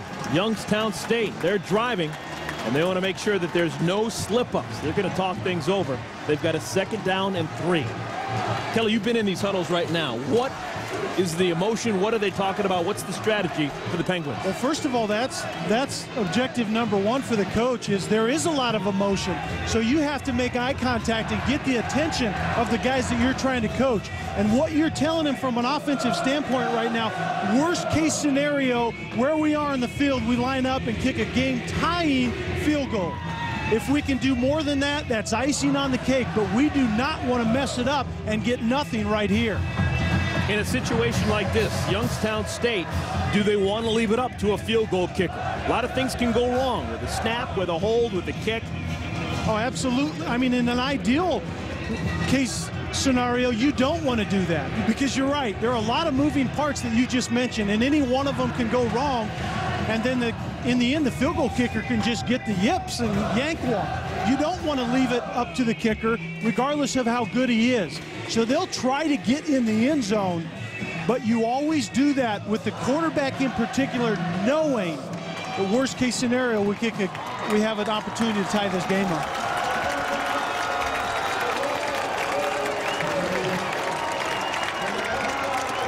Second down and 3.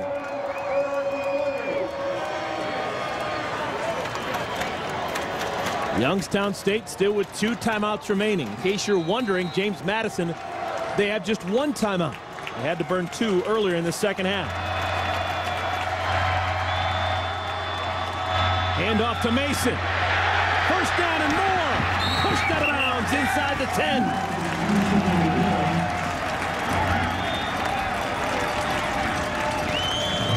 Eric, one of the things that I love about this level of football is guys like Marcus Mason. He has a bad will. He's been hobbling all around the field, but 2 plays in a row now. It was the second effort on the play before, and then they give it to him again, and you wouldn't know the young man is hurt. They're going to the guy who got him in this position, number 23, Mason. That was his longest run of the game, a 9-yard run. Pushed out of bounds, so the clock is stopped. Peterson, the man in motion. They give it again to Mason.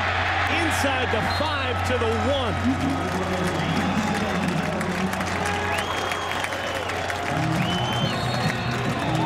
And now, yeah, James Madison is going to call a timeout, but this is the hard running.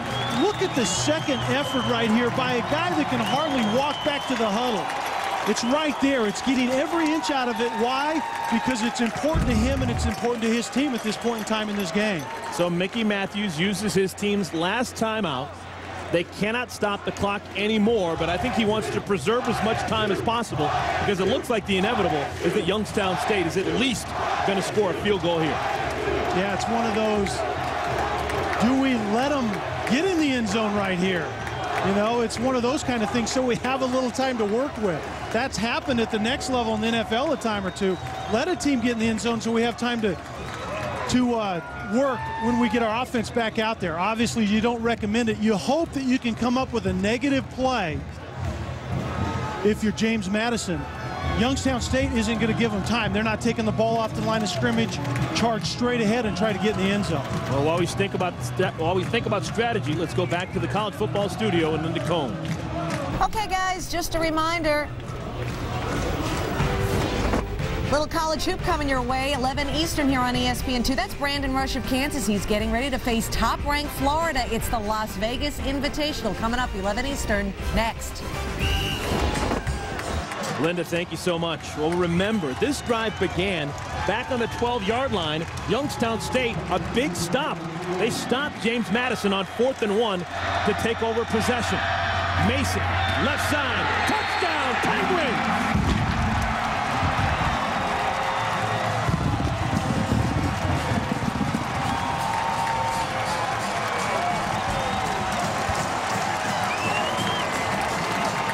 An 88-yard touchdown drive. That's what champions are made of.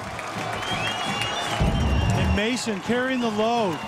Can't hardly walk back to the huddle, but give me the ball and let me get it done. Number 23 has done that all year long. 88 yards and 3:29.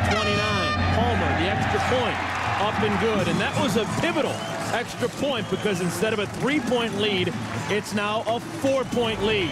Youngstown State, they did their part. James Madison, they've got a little over a minute to keep their season alive. Winner of this game moves on to take on the Illinois State Redbirds in the quarterfinals of the Division I football championship.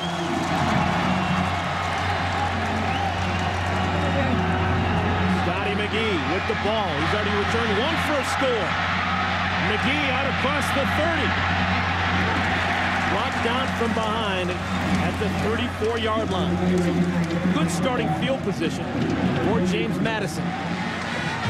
What happened to the pooch punt or the pooch kick? This might have been a great time for it. Remember, McGee took one 99 yards. There's a lot of running room right there. Very well blocked. Not a great decision for McGee to bounce it outside. All right, here it is. James Madison. They need a quick score, but they are capable of doing it. Down 4. They need a touchdown. A field goal does them no good. Pass is complete. Baker doesn't go out of bounds. Oh, they're going to say he did. He barely got out of bounds. He reaches at the very end. Wasn't a great decision, but it was a great play at the end of it. Yards after the catch is what Baker is known for. This isn't a time for that. Bounce out of bounds. You almost cost your team dearly.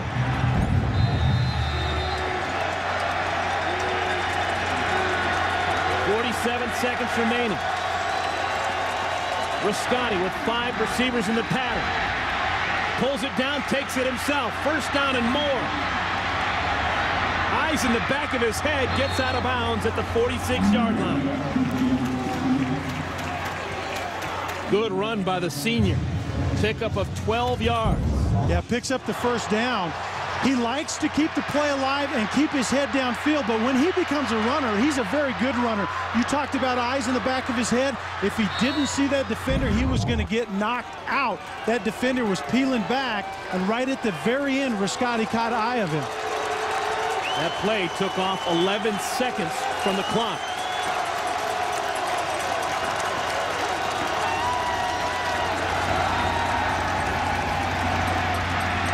Riscotti, incomplete. Ball dropped by Baker. Maybe a good thing. He wasn't going to get out of bounds. The clock would have rolled. You're right. He wasn't going to get the first down. The clock would have kept going. But that's the third drop with Baker. You know, he hasn't had a great night, but this is a time when number 3, Baker, needs to rise to the occasion. His team most likely needs a big play, and it can very easily come by number 3 right there.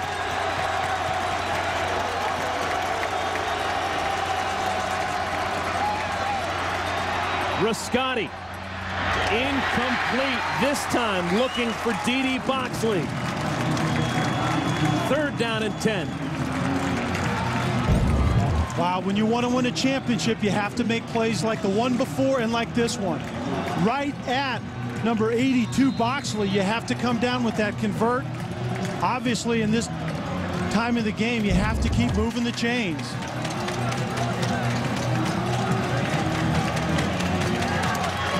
Youngstown State, they have won 12 consecutive postseason games here at Stambaugh Stadium. Trying to make it 13 in a row. Riscotti wants a bunch, has a man! Incomplete! L.C. Baker had it, and then had the ball taken away from him by Vince Gliata.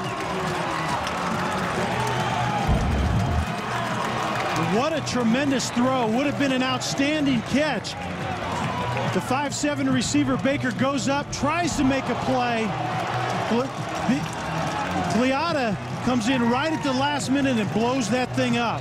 Wow, that would have been something to come down with. All right, this is the season for James Madison. 4th down and 10 for the Dukes. National champions just 2 years ago.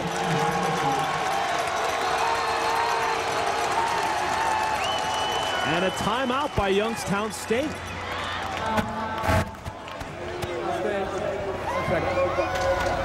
Wow. So Youngstown State, they're going to give James Madison some time to talk about it by calling that timeout. You know, and I don't necessarily disagree with it. It wasn't planned, obviously, by the reaction of the head coach. He's pulling somebody out of the game, and it's Froelich right there, 36, because he wasn't he's obviously the one that Haycock has pinpointed as not being lined up correctly. But it's somewhat like the last-second shot in basketball. You let the teams take the floor. If you have a timeout, you see what the offense is going to do. You call a timeout, and maybe you can defense it just a little bit better. It was obviously unintended the way Haycock is getting in Froelich's grill on the sideline.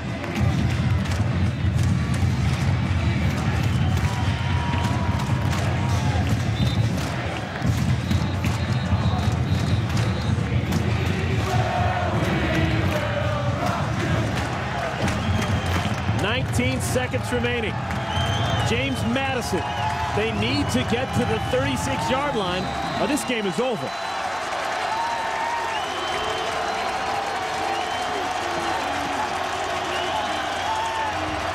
Riscotti with time. Still with time. Wants to run for it. Needs the 36. He's not going to get there. And that'll do it. Youngstown State, they won't even need to snap the football.